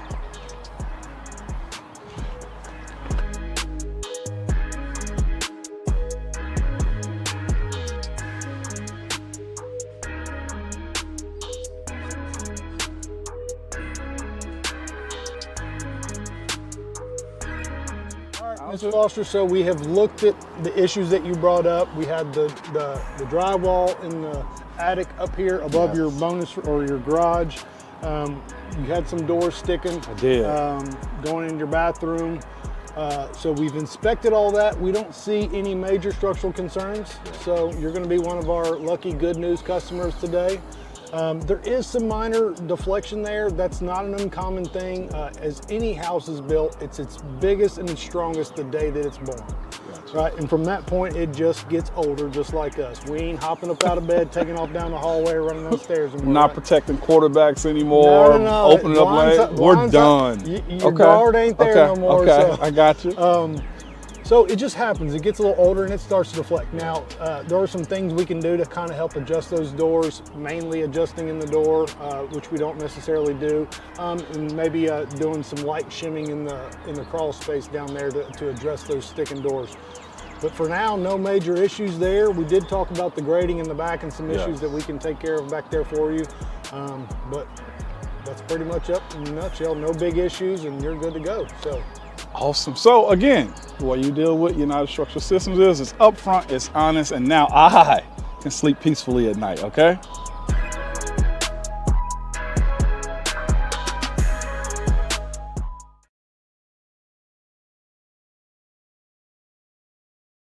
This is a different court, Blair. Same result, Slay. Oh, okay, Blair.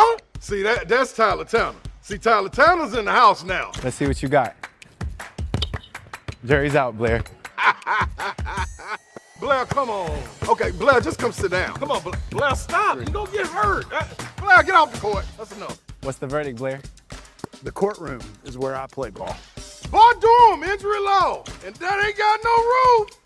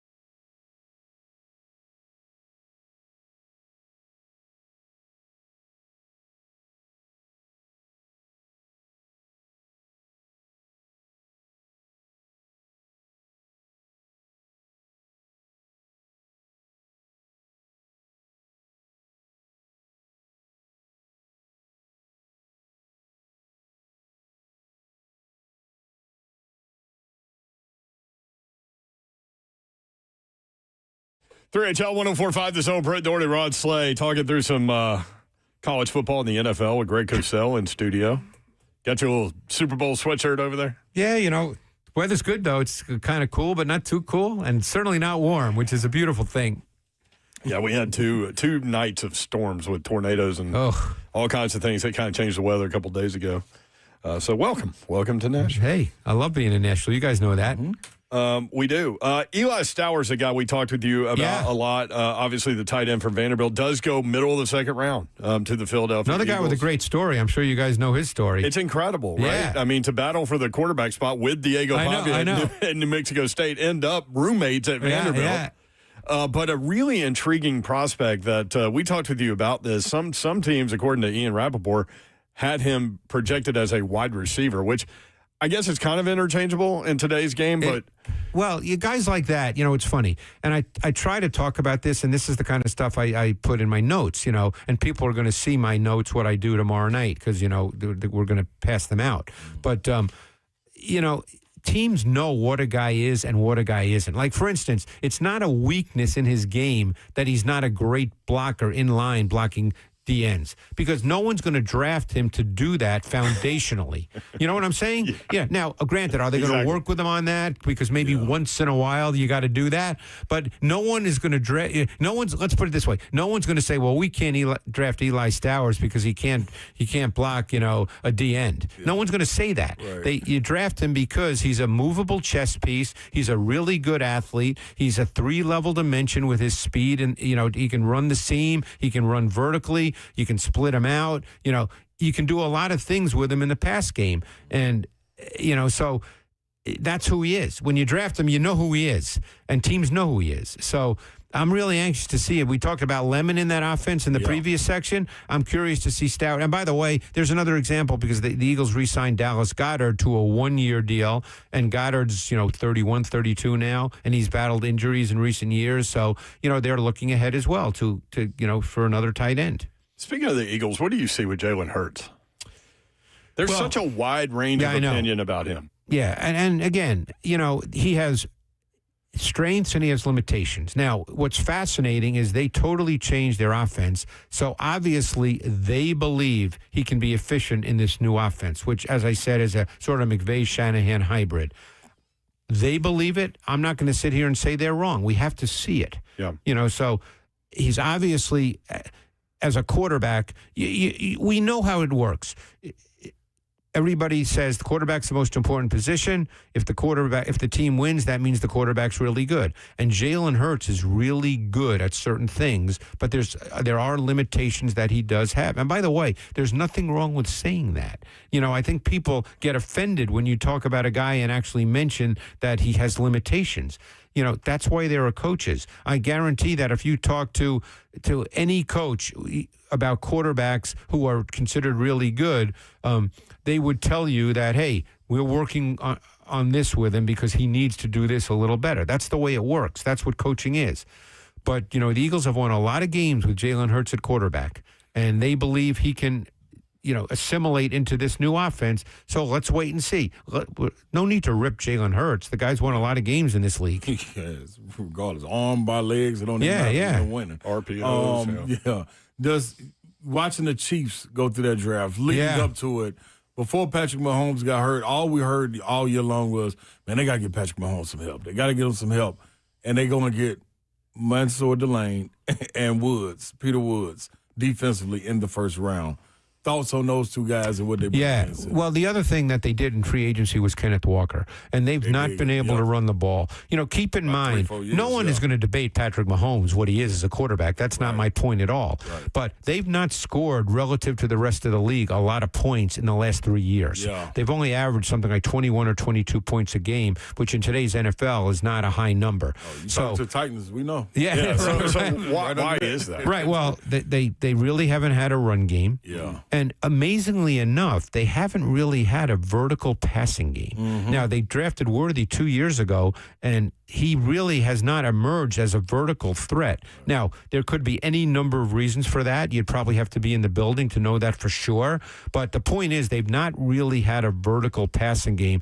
Most of their big plays come from Mahomes being Mahomes, outside of structure. Mm-hmm. And that's great. He's as good as there is in the league at that, and maybe one of the best ever.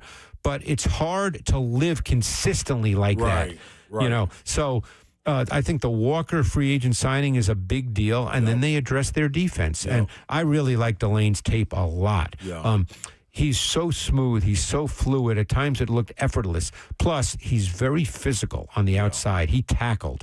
And Peter Woods has probably top 15 traits in terms of just what his traits are as a player. I remember asking you about him before the draft. Yeah, and now Clemson had a bad year, and a lot of guys who were good players and good prospects just did not have the same kind of year they had the year before. Because I got to tell you, I watched him last summer when Clemson had the good year and their defense was good, and I thought Peter Woods was as good a defensive tackle prospect as there would be in the draft. Yeah, and you put him next to Chris Jones now? Yeah, so, I mean, he's... when I finished watching him, the guy he reminded me of, and this goes back a number of years, but we're in SEC country, he reminded me of Fletcher Cox coming out of Mississippi State. Mm-hmm. And we know what Fletcher Cox did in his NFL career, but I was thinking of him, at Mississippi State when I watched him. So if Peter Woods can play to his traits, then I think they have a really good player. Yeah, I'm not big on this, and I kind of hate this because we just talked about this at the start of the show, but surprised where Casey Concepcion went going to Cleveland for what he does. I really liked his tape a lot. Yeah. What I found interesting, and again, look, we know where he went, and we know Todd Monken is the head coach now. Right. Well, the player that I thought Concepcion reminded me of when I watched his tape was Zay Flowers coming out of BC, and here's Monken, who just came from coaching Zay Flowers. So, again, I don't know if they made that exact connection, but Concepcion, to me, is a really good prospect. Explosive. Twitchy, sudden, explosive. Yeah. I mean, in today's NFL, with all its screens, the tunnel screens, I mean, he's got great run after catch. I thought Can he was return kicks. Too. Yeah, I thought he was a really good prospect based on tape study. So, I guess I wasn't surprised that it was Cleveland that took him because Todd Monken's there. I didn't think. See, you looking through a different lens. I tell you, different lens to me. You've probably seen this, but there have been reports by Cleveland beat writers who I assume are close to the situation that at this moment in time, Deshaun Watson is their number one quarterback. Right. I'm sure Mary Kay Cabot said that. Yeah. So again, there's a long way to go before we play Week 1. Yeah. But that just struck me as interesting. I don't know if it means anything right now. At the end of April, beginning of May, but it just struck me as interesting. So you guys mentioned Kansas City and Kenneth Walker, and I was going to go to Seattle with that, and they pick up Jadarian Price, the second Notre Dame running back in the first round. What did they get with him? They don't have a starting running back. They needed a running back because that's the way they want to play. And by the way, their new offensive coordinator, because Clint Kubiak obviously is the head coach of the Raiders, their new offensive coordinator is someone named Brian Fleury, who a lot of people probably don't know who he is, but he was the tight end coach with the 49ers. He'd been with the Niners for years. So you know how important the run game is if they made him the offensive coordinator in Seattle. And Jadarian Price, to me, has feature back traits. You'd love for him to be maybe a little bigger, but he runs bigger. So I think barring anything unforeseen, you never know with rookies, so you can't sit here and say, well, it's a definite. But let's assume all good things. He's going to be their starting running back, and I think he has the traits to be a starting running back in the league. An NFL discussion with Greg Cosell in studio will continue in the 5 o'clock hour. Also coming up at 5:20, Big Savagery, Ramon Foster. I saw you're trying to get him to MC with you a little bit at the install tomorrow. Still, I'm on the stage for a second. The install with Greg Cosell, Buck Rising, and Tennessee Titans General Manager Mike Borgonzi at Analog at Hutton Hotel tomorrow. Tickets, 1045thezone.com. More 3HL next on 1045 The Zone.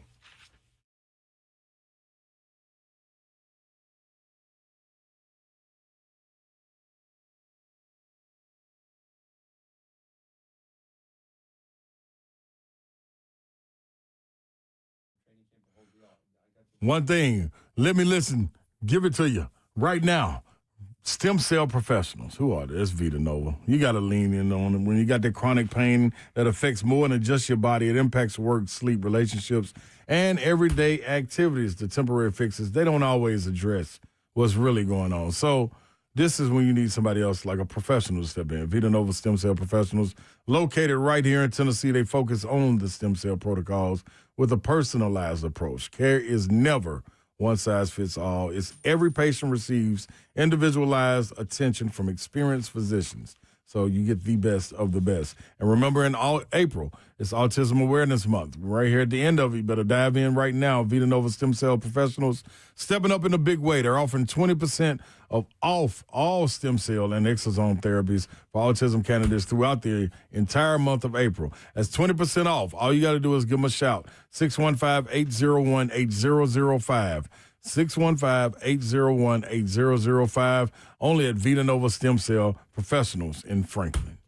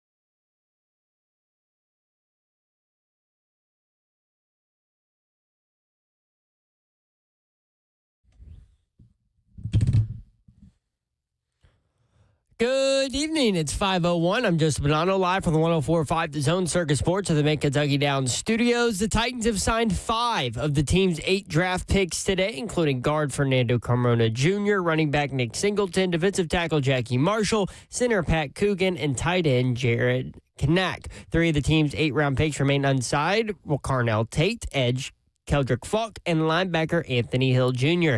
The team also signed 11 undrafted free agents, including UTSA linebacker Shad Banks, Illinois wide receiver Hank Beatty, NC State linebacker Sean Brown, USC safety Bishop Fitzgerald, Clemson cornerback Jaden Lucas, Houston cornerback Latrell McCutcheon, Tennessee cornerback Jalen McMurray, Louisville tackle Rasheed Miller, John Carroll wide receiver Tyron Montgomery, Purdue linebacker Manny Powell, and Notre Dame tackle Emil Wagner. For your foundation repair, whatever needs you need to visit USSTN.com. Breaking news at once on your home for the Titans and Balls. This is 104.5 The Zone.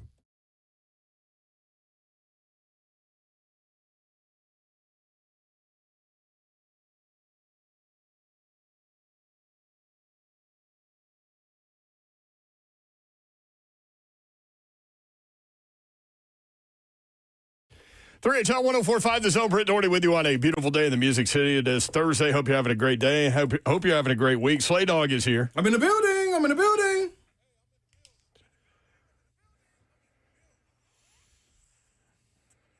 Dawn Davenport will be back on Monday. She will be on ESPN this weekend with beach volleyball, so you can check her out there. Big Savagery, Ramon Foster coming up at 5:20. Greg Cosell in studio. He is in town for the install, which you can attend tomorrow. Tickets online, 1045thezone.com. You can join in with a live taping of the install with Greg Cosell, Buck Rising, and Titans General Manager Mike Borgonzi at the Analog at Hutton Hotel tomorrow evening. Doors open at 6. And football and other F words will kind of be the lead in act. You like that title? Cosell? I like it.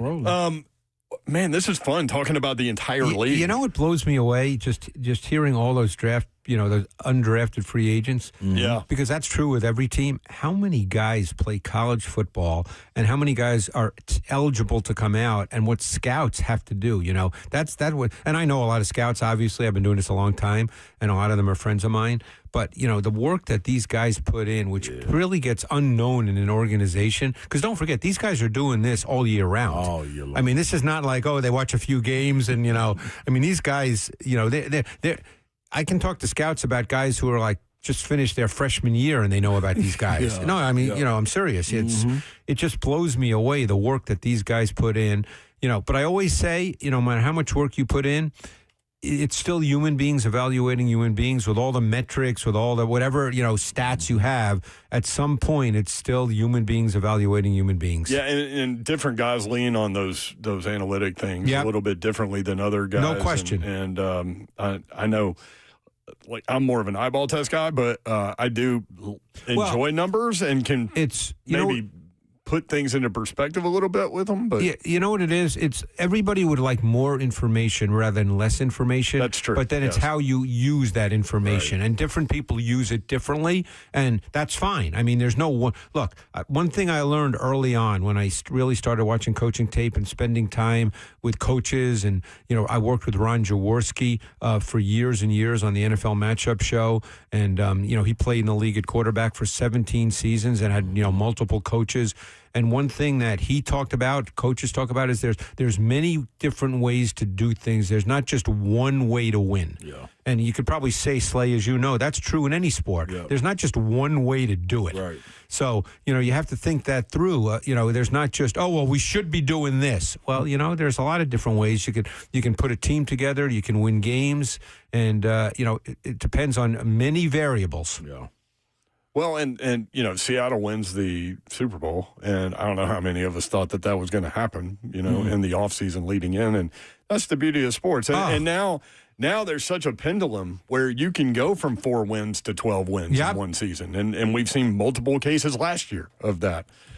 So I think that's where the NFL does such a good job. It provides fans with hope. Without question. And we're in the hope mode right now that we just had the draft. That's right. So teams, and fans are excited for the most part. I mean, I'm sure there's always fans who think, oh, that's a bad pick, But the point is now teams are feeling pretty good about themselves. They're starting with the rookie mini camps, and then you have the OTAs and real mini camp and the mandatory mini camp and then training camp. There's a long way to go. And this is the time that the coaches love because now they feel they can coach because they don't have to worry about the opponent on Sunday right now. They feel that they can really coach players. And look, I've been around coaches for years and years, and these guys never stop coaching. Even when they're off, they're coaching. Yeah. I mean, I can't tell you how many times at the combine I had meals with coaches, and all they do is they sit around with the salt and pepper shakers and whatever on the table, and they move things around, because they're constantly scheming in their minds. Yeah. I mean, this is what these guys do all the time. You got to get it out. It's interesting when and if you go to the show tomorrow, you'll get a detailed look, and you'll basically get a film session of all of the Titans draft picks, some of the free agents, and all those things. With Cosell and with Mike Borgonzi and Buck. So that's going to be fun. Again, tickets 1045thezone.com. When Robert Saleh got hired, you talked about how he ideally likes to rotate a bunch of defensive linemen in, rush for, play zone behind it in a lot of cases. And he immediately started acquiring defensive linemen. And now when you look at that room, that is they might have to expand the room. Right. But that's exactly what they've done. Well, because that's the way, and again, that's the way he prefers to play. Coaches coach what they know. He started, I think, with Seattle back in the day when they, I think he was there with the Legion of Boom for a bit. So, it was a 4-man pass rush and cover 3. That doesn't mean that, he's evolved over the years. He's not just a cover 3 guy. They play a lot of split safety as well. That's what he's done in his more recent past.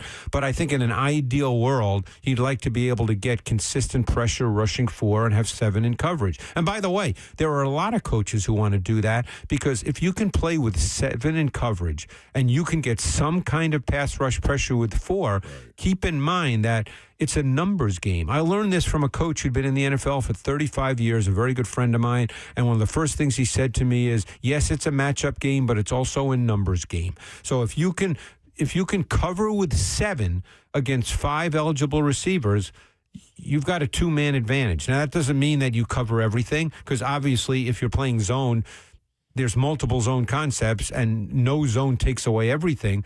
But if you have to start bringing more pass rushers, you're compromising numbers and coverage. So you'd love to be able to exert pressure with 4 and play with 7 in coverage.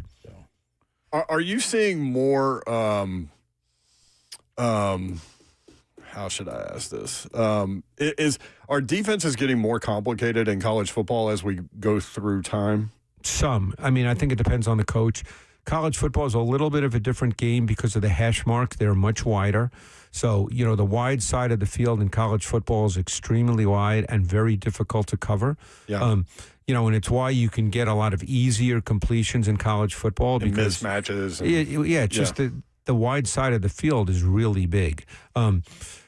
But I think that coaches are obviously, they're hoping to do more and more. But here's the issue you face, and this is where the transfer portal comes into play.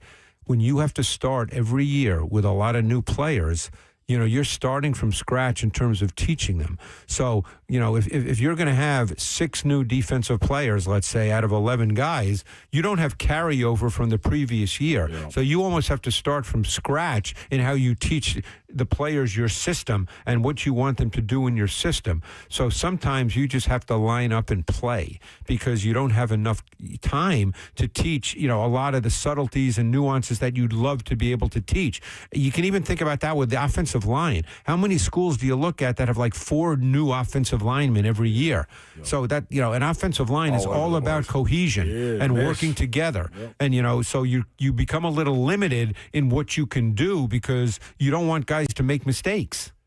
Heupel brought that up yesterday when you asked him about he's got veteran wide receivers this year, and he said, yeah, but we're having to go reteach everything because of the young quarterbacks. Yep. Right. Yep. So you're starting over. You're kind of stunted with regard to that. That's really interesting. No, so that's what the transfer portal has done. Is I don't want to say it's simplified the game, but look, college coach's job is to win. That's the bottom line. So, they've got to figure out the best way to win based on the players that they have. And you're reteaching. You're starting over every year. You don't have guys, there's exceptions, obviously, but you don't have that same core group of guys that you used to have that are going to be there for at least 3 years. Cosell, I'm looking, scanning over the AFC South.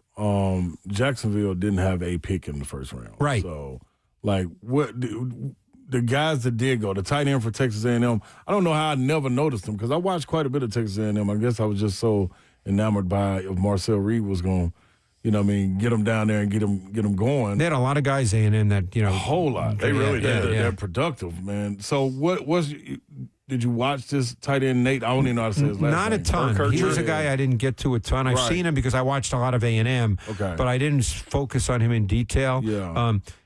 So I don't have a lot to say about him, but, the thing that I found interesting with Jacksonville, and I knew this was going to be the case, you just you do what I do, and there's certain things you just have a feel for. I knew that Travis Hunter was going to end up being essentially a one-position guy. Yeah. You can't play 130 snaps a game on a weekly basis in the NFL. Right. And he's 185, 190 pounds. That's the other part. Right. So so they're going to make him a corner, and he'll probably play some snaps in some offensive packages depending on situation, but you can't play 65 snaps at corner and 60 snaps at wide receiver. You just can't do that. That is a lot on the part. Yeah. On the body. Which is exactly what we said in that draft process. Yeah. You could put a package for him on offense, but I got ripped by a lot of people when I said that last year that it's ultimately not going to play out like that. Yeah. And, and it won't. I mean, they saw it.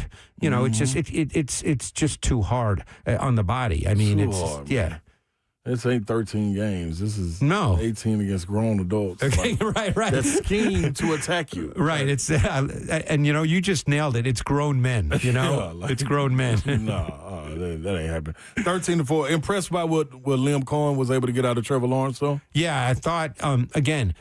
A guy coming from the Rams, and by the way, as you guys know, he was in the SEC for 1 year when Will Levis had that great year. And so what do all offensive coordinators and offensive coaches want to do with quarterbacks? In an ideal world, they want to structure their pass game where the primary read is the throw as often as possible. And, the McVays of the world, the Shanahans, the Liam Cohens coming from that school, we'll see what happens. Like Zach Robinson is now in Tampa, and he's from that school. Ultimately, Trevor Lawrence looked more comfortable last year than he has, particularly beginning in the second half of the season. He looked far more comfortable than he had in previous years. So, we'll see, obviously we'll see if that continues. It should. There's no reason to believe it won't. Right. But, he just... Because Trevor Lawrence, to me, always looked at times like he wasn't a comfortable player. Yeah. He had moments, clearly, but, you can tell when a quarterback, and this is not necessarily an X and O point, but you can tell when a quarterback looks comfortable, and he just too often did not look like a comfortable player. I felt like he had reached his ceiling until Liam Cohen got a hold of him. Yeah. And then it felt like he pushed through that a little bit. Yeah. So we'll see. Keelan Rutledge, the first-round pick in Houston from Georgia Tech, 6'4", 316. You like him? I think I told you when we talked. Yeah, I liked him a lot. Again, I never know where guys get drafted, but I was not surprised he was a first-round pick. He was one of my favorite interior offensive linemen. I saw a lot of Georgia Tech because I watched their quarterback a lot, and I watched a lot of ACC games, obviously, because they have players. So I really liked Keelan Rutledge. Now, I hear they might move him to center, which I'm sure he can play, but he struck me. Sometimes I watch an offensive lineman, and I'm not going to sit here and act like I know every detail about interior offensive line play because I don't, but often I'm told by O-line coaches I know more than I think I know, but sometimes I'm just not comfortable, watching those guys, with all the details, But I just finished watching him and watched a lot of him where I came away thinking, that guy's going to be a 10-year starter in the league. Just that he had the look of that kind of guy. And obviously by drafting him where they did, the Texans feel the same way. Yeah. I can't wait to see what you have to say about Anthony Hill Jr. tomorrow at the install. But I was kind of going back and forth with him and C.J. Allen. C.J. Allen goes to Indianapolis, the linebacker out of Georgia. Did he go before Hill? Right before, I think. Yeah. I think so. I don't have both screens pulled up, but what did you see from C.J. Allen on C.J. Allen, to me, struck me as just a really solid football player. Like, he didn't strike me as necessarily like a big impact player. Like, two guys that came to my mind watching C.J. Allen were Azeez Al-Shaair, who, by the way, just signed a big contract, and Zaire Franklin, who was in Indianapolis. Just like really solid NFL linebackers. Guys you don't necessarily say, wow, they are game-changing impact players, but guys you can count on, guys you know are going to be there, guys you can trust. I think C.J. Allen is one of those guys. I think he's just a really solid, good football player. Greg Cosell in studio. We'll add Ramon Foster to the mix when we come back. Stay tuned. Big Savagery next, 3HL.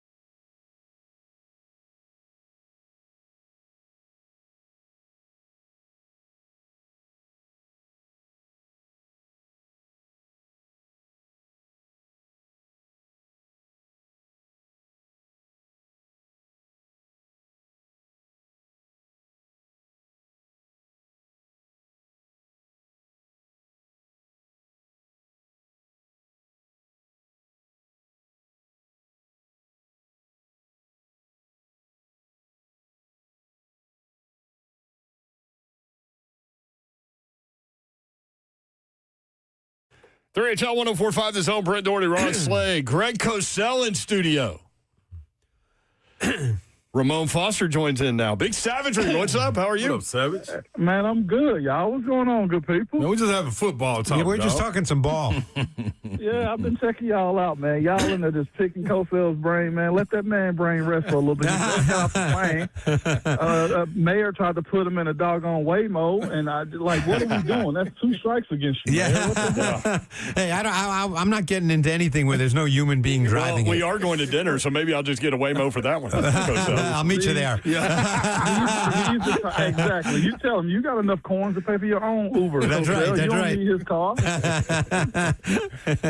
Big Savage. So, absolutely. I hadn't had a chance to talk to you about this, but your Steelers are on the phone with a wide receiver, and then Philly comes right behind, right in front of them and takes them. Draft's full of wild stories. It's just, I look at it in this list, one of those Howie Roseman moves. I'm sure Cosell done heard all the tricks of the trade that he likes to play and always want to win publicly. At least that's the perception of him, man. He actually gave an answer I saw today where he said, no, they knew they wanted him. It wasn't the team, it was a spot that they wanted. It said it just so happened to be the Steelers. Like, whether he is tongue-in-cheek about that or he's been absolutely truthful, because I would think, because all of them hang out and the coaches and owners meetings, and there's the combine, and there's a lot of meetups is what I'm saying. The scouts be talking to each other on these visits and stuff. So they probably had an understanding that Pittsburgh wanted a wide receiver. Mekhi Lemon was probably high on their list. But I would hope it wasn't a petty moment, but you just never know with that type of stuff. But again, as many loose lips as there are at those type of settings, somebody probably told them the Pittsburgh Steelers really love Mekhi Lemon. And, I mean, he fell to him. It's crazy that it happened the way it did live on television like that. I've never seen anything like that or even heard of it other than – we heard rumblings a few years ago. Y'all remember where they were talking about the Titans wanting to take C.J. Stroud, if I'm not mistaken, and then Houston moved up real quick to get him and Will Anderson Jr. That's right, back to back. Yeah. You remember, yeah. So it ain't far-fetched. I know, well, I ain't gonna say I know. We had heard that the Titans wanted Stroud, and then they ended up getting Levis in the second round. So quarterback was clearly on their radar. Cosell, y'all know it. Savage, y'all have been to the combine and to these every year Bowl events. Every year, everybody talks. Oh, man. Yeah. So it was bound to get out. Well, but you know what? The Steelers ended up with the offensive lineman from Arizona State, who I kind of liked a lot. I'm sure you've probably seen him. I do, yeah. Max Hachinor, I think. Yeah. He's super athletic. He's a project, and you know they got an issue going on right now too with Broderick Jones. He's got a neck issue going on, and Broderick's also somewhat underperformed at left tackle. He sure has. Well, they put him at right to start out, and then they went and got Troy Fontano last year, and after Troy got there, they moved him over to the left side. And he's been telling everybody in Pittsburgh that's his natural side. That's what he played in Georgia. Everybody's just super enamored with playing left tackle these days, and I'm not sure if his suggestion of him moving to the left side is going to pay off on him, because Max is from Arizona State. He's a uber athletic left tackle, but he also needs some development too. Well, yeah, he was a right tackle there, but he really didn't start playing football seriously. You know, he wasn't one of those guys that played all through his life. So, but he's really athletic. He's strong. He has all the traits to be a good player. He just needs more experience in coaching. Yeah, he's an East LA guy, if I'm not mistaken. So, he went the long route and turned himself into a friggin' first rounder. It's just going to take some time, and if they're going for Aaron Rodgers, they won't have time on the clock for Aaron to get beat up, because, young tackles and young offensive linemen, it is probably one of the hardest adjustments without me knowing how to play wide receiver or defensive tackle as well. But I think playing O-line in the NFL is the hardest adjustment. So I would doubt they want to put a 42-year-old Aaron Rodgers out there with a rookie left tackle, but they will. I know that. They absolutely will. Maybe Aaron Rodgers won't want that. Well, Fontano was a left tackle in college, and because I remember evaluating him coming out, he's very athletic. What he struggled with was speed to power.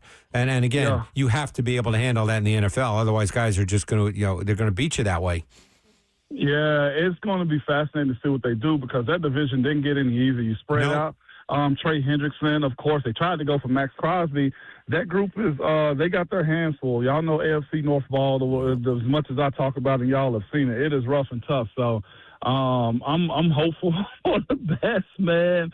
And the worst part of it is, I know we're about to talk Titans and their players, but the worst part is they're not terrible enough to go draft a high quarterback. Yeah. So they're in purgatory right now, and that sucks. Like, you want to be constantly good, but you don't want to be questionable and good. Well, it's funny you say that because they drafted Aller in the 3rd round, and he's got his own set of issues. But Mike McCarthy, and you may not know this, Ramon, but I do just from talking to, ex-quarterbacks like a Rich Gannon, for instance.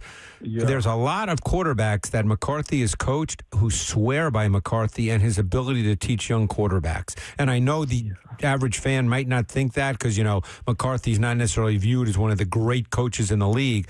But there's a lot of quarterbacks that feel that Mike McCarthy really knows how to coach quarterbacks. And I'll be I was going to say I'll be real interested to see what happens with Aller because Aller is, again, you can have a conversation about traits and tools, and that conversation can go in many different directions, but you're dealing with a big kid who can throw it really well and is athletic, and that's not the only thing you need, obviously, to play quarterback in the NFL, but I'm really curious to see how that plays out. Me too, and not only just that, but they got Will Howard from last year as well. They drafted him later, too, because of the issue that I think spectators, fans, people that judge the quarterback play, nobody wants to watch a guy grow up that's not a first-rounder. Right. You're right. That's the issue. Like, I believe you. Like, Drew Aller was supposed to be a projected first-rounder. He was until the ankle and Penn State had a terrible season. There's zero grace given to anybody that's not a first-rounder in the league. Like, Tyler Shuck, even I question him. Like, I'm looking at Tyler Shuck in New Orleans. Tyler Shuck is a bona fide playmaker right now with what he's shown in his first year, and everybody's looking over his shoulder next year to say, well, we'll go get our quarterback then. And that's terrible if you're a non-first rounder. No, you're exactly right. And I know Kellen Moore really likes Shuck, and, unless he has a bad year this year, but I would doubt that would happen. But I'm just really interested to see Aller because – he was a big time recruit, one of the top recruits in the country. And, he's one of those guys. And I've watched him for 3 years because I kept thinking he would come out, and he didn't. And he stayed. And then he got hurt this year, obviously. Yeah. But, you watch a lot of his good plays and you just think, man, that guy's an NFL quarterback, but something's missing in his game. Sounds like y'all were talking about Will Levis. Yeah. I mean, sometimes getting it to click, man, takes longer. We watched a guy go on and win the Super Bowl, and Sam Darnold win the Super Bowl. We're talking about years of turmoil, figuring himself out, and now he's a friggin' Pro Bowler and didn't play, wasn't carried, led his team to a Super Bowl victory and played lights out, possibly even hurt. So it's man, time is what a lot of people need. It's just such a fast league and what's new, what's now league that you're not giving that grace. Levis, I still believe can play. Titans fans, y'all don't want to hear this. I know. Do too. Yeah. But there is a world in which Will Levis can make it happen, and it's not in Nashville, Tennessee. I would probably agree with that because I know people who've coached him and they really like him and they think he can play. So, I don't know what his situation's going to be. Is he technically still on the Titans? Yes. Yeah, he is. He's under contract. This is his 4th year. That's right. So he's still under contract, right? Yeah. Even though they just brought in Hendon Hooker and a 2-year deal for Trubisky for $10 million. Yeah. So wow. Yeah. He won't be on the roster. He won't be on the roster. But he currently is. Yeah. Right. But he won't be. You carry him through camp. If I'm the Titans fans, I'm begging, I'm praying for Will Levis to have an all-pro preseason. Get a 3rd rounder for him if you can. Some team is going to need it. I know we talked this morning about Bo Nix having his ankle cleaned up again. We were talking and discussing. It's probably like scar tissue. It was already scheduled anyway. But there's gonna be a quarterback somewhere that gets injured, and Will Levis needs to be hot as lava. Ramon Foster with us on 3HL. Ramon and Will, weekday mornings, 6 to 10 on 104.5 The Zone. Big Savage. All right, I'm going to work from the back to the front on this one right here. Coogan, man, what's your thoughts on him, and where do you see him fitting in with this group? as far as characteristics that he brings to this O-line group? First and foremost, dog, size. I'm not sure if y'all looked at Dable's offenses beforehand, but all of his boys when he was with the Giants were big body dudes. He's about 6'5". He can play center. It'd be smart on him to learn how to play guard in general, too. But I think they're trying to build a wall when it boils down to how they run this offense. I think it's going to be a bunch of tight protection, slide protections, moving the pockets type of stuff when you look at how they're going to set this thing up. He can move people well, not the best mover. I've seen him snap and pull. I've seen him, go left, go right. But the way I view him is he's an inside zone gap scheme offensive lineman. They're going to use his size to hold up the middle to protect Cam. I think we talked about this last year, too. Like his middle three, his guard, center, guard needs to be elite because Cam's not the tallest, not the biggest, not the most mobile guy either. And you got to surround him with a group that's going to be intimidating and can move bodies. Like he doesn't have a whole lot of quick twitch, but he's got good movement and power is what I see out of him. So I'm a fan of his development is what I would say. His size and strength should save him more. And he's tough as nails, too. So I think that fits the narrative of what they're trying to construct this offense to be to fit Cam. From PFF College Football, 483 pass block snaps, 0 sacks allowed, 0 quarterback hits allowed, 10 pressures allowed from Coogan. Cosell will weigh in on these guys tomorrow at the Install Live at Analog at Hutton Hotel. So you'll get a film session there. But, tickets, 1045thezone.com. But I love what Ramon said in general about Cam, because the thing about Cam, too, is he tends to have a little bit of a lower delivery. And so you need... he goes sidearm. Right. Yeah. You need... I'm not saying we're not making comparison here to Drew Brees. I don't want people to think I'm making a direct comparison, but it's the same concept where you want the interior of your O-line to be really firm and sturdy, because the way Cam throws the ball, which you can't change the way a guy throws a ball, not at this stage of his career. So, that's something I think is really important for this offensive line. Do you remember when Tim Tebow tried to do that? And he was over here at D1 in Nashville with Bruce Arians, and they were trying to, and couldn't do it. No. Couldn't change it. At some point in the NFL, and no knock on Tebow, had an unbelievable college career, probably one of the maybe 5 or 6 best college quarterbacks we've ever seen. But at the end of the day, he just couldn't throw it very well. And there's no knock on him. It's just the reality of life. He couldn't throw it very well, and it's kind of hard to play quarterback in the NFL if you can't throw it very well. College football Hall of Famer, though. So he had an amazing college career. Like, ridiculous. Yeah, ridiculous. Savage, while we're talking about offensive linemen and draft picks, what did you think about Fernando Carmona from Arkansas, the guard?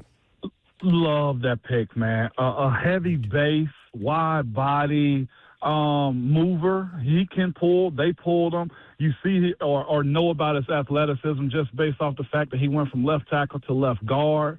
That's huge right there, man, for him. Showing that flexibility, I would also suggest to him as well, he needs to make sure that he can play right guard. And also, Coach, it was no doubt about it. They also mentioned him playing center, too. I think Borgonzi spoke about him getting some snaps. He's position flexible until he found out what his specialty is going to be. As long as he's a Tennessee Titan, he won't play left guard because Peter Skoronski's there. But that's the beautiful part about it. We had Ben Jones and probably about a month or so ago now, we mentioned the personalities that you need on the team. And if you read up on Carmona, he's a guy, fellas, and ladies who will listen to us, that is an attitude guy. He's your jerk. I know he's got an unfavorable video out there. He's apologized for it, though, too. But that just gives you insight into the mind of what he is as a football player. If there's an edge to tap, he's probably going to tap it. I would tell him watch it in the NFL because people watch those type of plays right there. But the attitude adjustment that this team needs, the vocal leader that they need in a room, this team needs a Taylor LeWan inside of that offensive line room. Ben Jones acknowledged that. Each group has the smart guy, the one that knows all the plays from the coaching staff, the rules, and everything else. They need a jerk, they need a funny guy, and they need a glue guy. Right. And which guy were you? Right now, it depends on the day. I'm going to be real with you. Ron, to tell you, I was the funny guy that kept it light and kept everything together. But when it was time for me to become a jerk, I was the worst, man. I didn't care about you on the other side of the ball, and you need that. And I think that group, this offensive line room has – the finish and drive, the want to be, but the dude that's up front barking that can back it up, that seems to be Carmona to me. And it's been acknowledged, I feel like, by some of the people that I've talked to around him, looking at people that write about his profile as well. He's strong in his hands. But again, he's an inside zone gap scheme offensive lineman to me that can run some tight outside zone, but I wouldn't put him in that position. He's pulled pretty well when you look at his tape too. So the mobility is there. He, to me, will last a long time in this league if he has the same attitude that he has in college. And he's also just a leader in the room. Like, those are invaluable things that I don't think people know about when you're trying to build an offensive line. Every group has those dudes. Just look across the league. I'm sure Lane Johnson is the jerk type. I'm sure that Mailata over on the left tackle for Philly is the cool, calm, keep everybody, nice type. When you look when Kelsey was there and when Kelsey was there in Philly as well, like, you see him as being the guy that's going to get everybody straight. Like, so – but you knew them when they walked in, and, like, the emphasis on having a group that can be boisterous, loud, and also professional, that to me is one of the missing links on this offense, with all due respect to those guys, because I think JC is capable of it, okay? But when you look at it, like, he hadn't had enough success to live in that world where he's big dog and he's letting everybody know. The other thing, Carmona also, and it's not going to happen in the league, but he was a transfer in his first 2 years in college. He played left tackle. So, he's a guy that does have pretty good feet. I mean, like I said, he's not going to play tackle in the NFL, but, he has pretty good feet. Yep. Yeah. That was the smartest thing Arkansas did for him. Whoever it was, whether he was just being a great teammate or what, but if I had moved to guard sooner in my career, I might have been a draft pick, because, again, you know what the types are, the footwork, the 40 times and stuff like that. But I was a solid tackle in college, so it just played out the way it was. But they did him a favor by moving him to guard. Well, you had a weird system, too, in your last year, but we won't get into that. Don't remind me. Then he goes to friggin' Richmond or Wake Forest and changed the whole system. Who does a strong and weak? That's so corny. Ramon Foster with us on 3HL. Peter Skoronski got his fifth-year option today, which is kind of a rare thing with this organization. But what have you seen, Ramon, from him in terms of his growth? Steadiness, man. He hit that year 3 projection that I thought he would. First year adjusting the guard. Last year just kind of his second year just kind of figuring it out, learning to play and stay healthy. And last year, I tell everybody, it takes about 3 years for an offensive lineman. I think NFL just in general, but particularly O-line, D-line, you see it, maybe D-line by year 2, because they can live with a little bit more recklessness when it comes down to how they play. But that third year is where you figure out how to be the pro. I got the offense, I got understanding, and I got the physicality down. And I feel like that's the step that Peter made last year. I was telling everybody when he came out, he's a guard. He's going to mess around and end up being a Pro Bowl type of dude, especially when he make headlines on him getting paid soon, too. That's all you need, man. I ain't going to say that's all you need.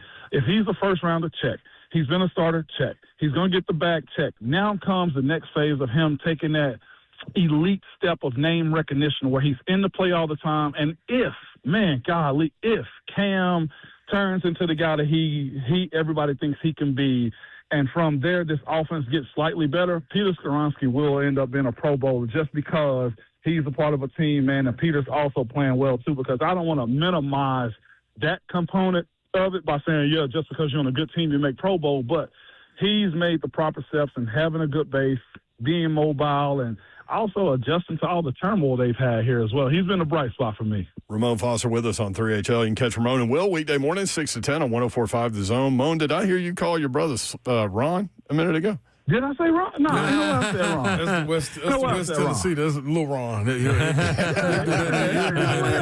Ron, man. That's savage on days like this, man. Yeah. So, Big Savage, are you and Slay going to tag team back again with the mic tomorrow night at the install a little bit?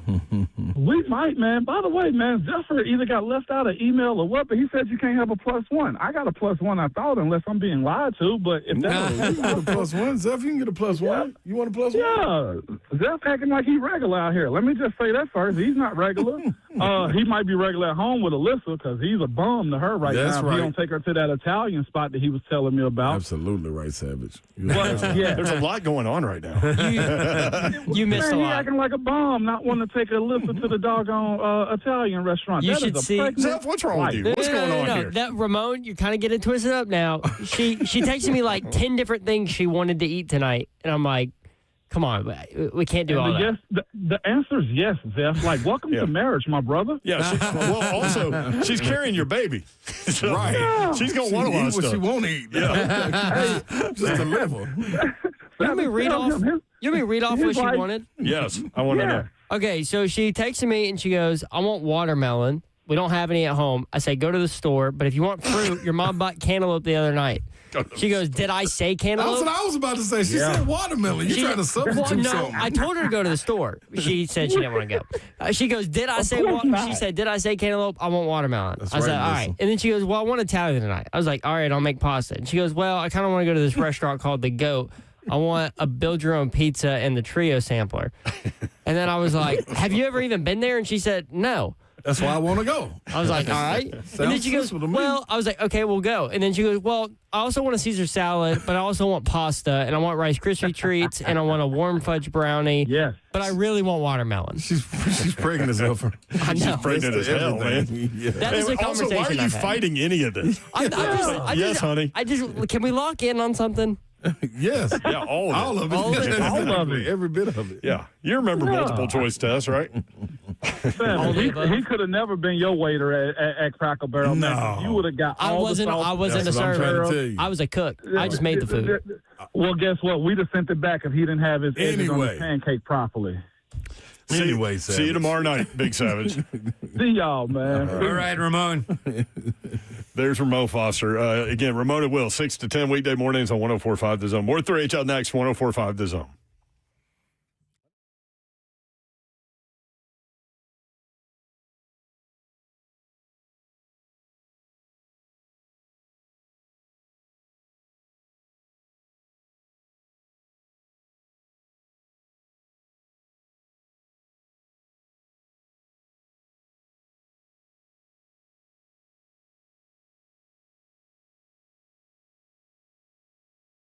Yeah, but what's happening, good people? MedicalHouseCalls.com is where you're going. Healthcare designed for your life. 7 days a week, they got you covered. Primary health care, urgent care, IV therapy, all up under one roof.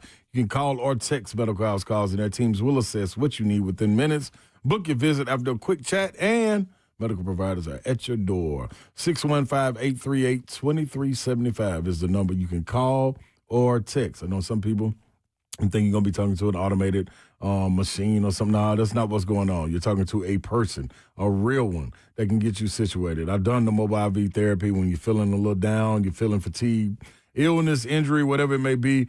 They got you covered. Immune boosting blends, rapid rehydration, energy boost with vitamins, minerals, and nutrients going straight to the bloodstream. You get maximum absorption, giving you rapid results and immediate symptom relief. This is medicalhousecalls.com.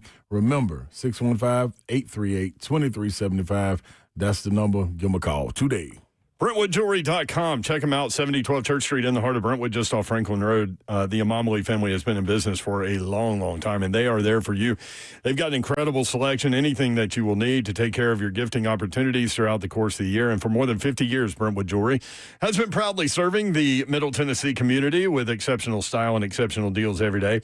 As a family-owned and operated business, spanning 3 generations, they are deeply rooted within the community. From Salem's service in Special Forces to his sons serving as local firefighters, the Amamali family is dedicated to giving back. Support local, shop Brentwood Jewelry. Maybe you're thinking about popping the question. They can help you with that. Let them help you take the stress out of selecting the perfect engagement ring. They can help you find a beautiful ring in your ideal budget. Browse their incredible selection of one-of-a-kind rings, or talk with their custom design specialists to create a stunning ring as remarkable as your loved one. If you haven't already heard, Nashville's premier timepiece dealer, Brentwood Jewelry. Not only do they have the best selection in watches, but they are also the go-to spot for pre-owned Rolexes, vintage and current models. You can own a fine pre-owned Rolex for a fraction of the cost. Every watch has been meticulously serviced to ensure the highest level of performance and is presented with a 2-year warranty. 7012 Church Street in the heart of Brentwood, just off Franklin Road. Exceptional style, exceptional deals every day for more than 50 years. Visit BrentwoodJewelry.com.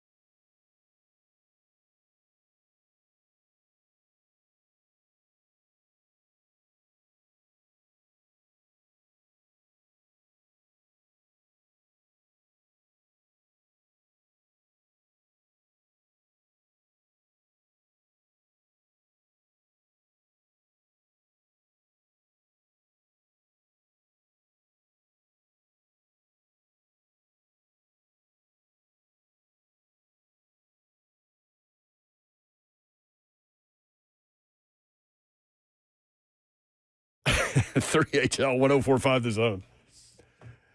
Yeah, he called you Ron. That's a rare thing from Big Savage. Yeah, sometimes he do that because, to him, all my life, I've been Lil Ron. Which is so bizarre for most of us that know you. Like everybody in West Tennessee, if you say Ron, they're gonna be like they're gonna think you're talking about Big Ron, Pops. Yeah, you know what I mean. So you gotta just. How tall is your dad? He's about 6'6". Okay. Yeah, 6'5". Some running back. Oh, jeez. Yeah, he was a monster. I think Moan was just locked into the offensive line talk there. Yeah. How tall is Moan? Moan, you got to watch Moan on a good day. Moan can spring up to 6'6" and 3/4, maybe 6'7". Most days he's 6'6".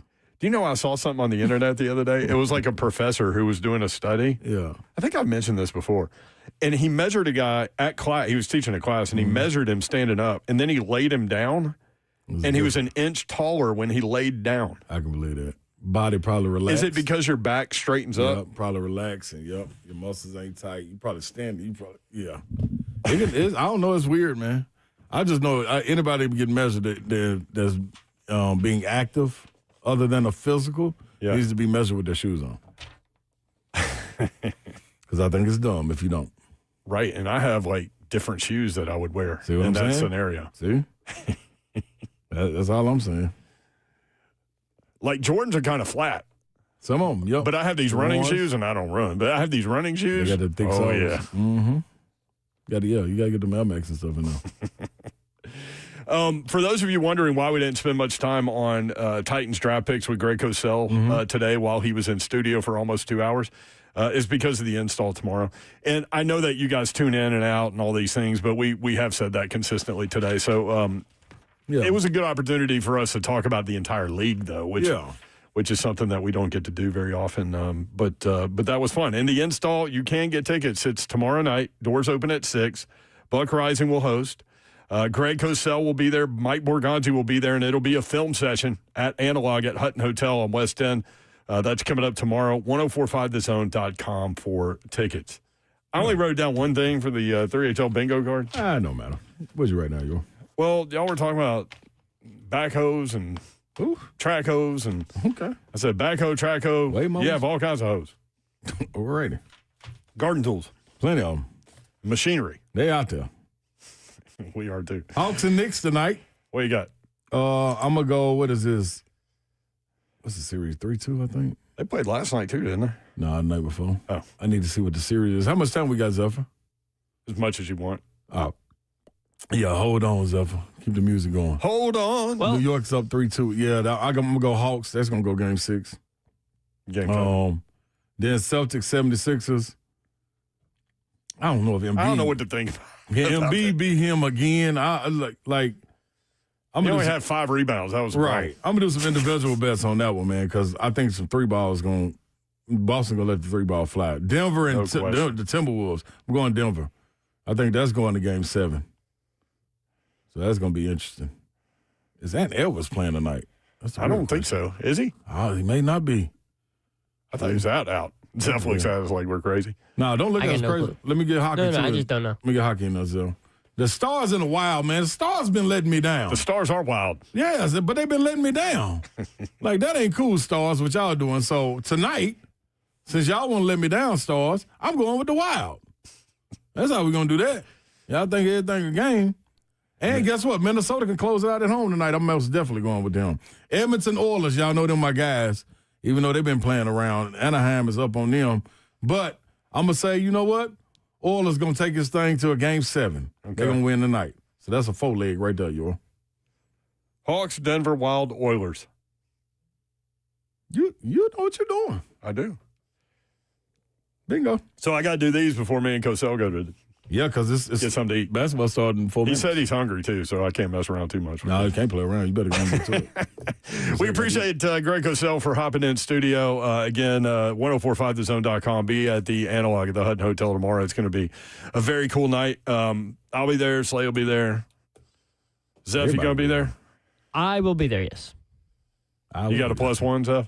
I do not. Yes, you do. Just put it in the mix. Just What bring are they her. going to do? Turn away a pregnant woman? No, Alyssa can't come. Hell yeah, bring Alyssa. Oh, tell her to meet you down here. Don't get in the way, Mo, though. Yeah. Pregnant women should not be able to get in non-drivable cars by humans. That's a rule. Tell you that Put right on the now, bingo card. Yeah. That's a rule. Non-drivable cars by humans. You feel me? That's a whole lot right there, y'all. Yeah. You got to get it, though. Oh, man. Kirby with an eye will be there. Hey, okay. There you go. See, whole killer convention. Yep. Appreciate you guys including us in your day and in your lives. We do not take that for granted, nor do we take that lightly. Hopefully, we were able to put a smile on your face at some point today. 3HL is organized chaos. Have a great night. Good night. God bless. See ya. Wouldn't want to be you. What are you doing I over don't there? know what I'm doing. Unless you're getting a shout out. You're a Waymo over there. Thanks to Cosell, man, coming on in and hang with us. Shout out Ronnie Mack in room 23. Yeah. Over at Vanderbilt Mellon. Y'all go see him. Everybody. Oh, my.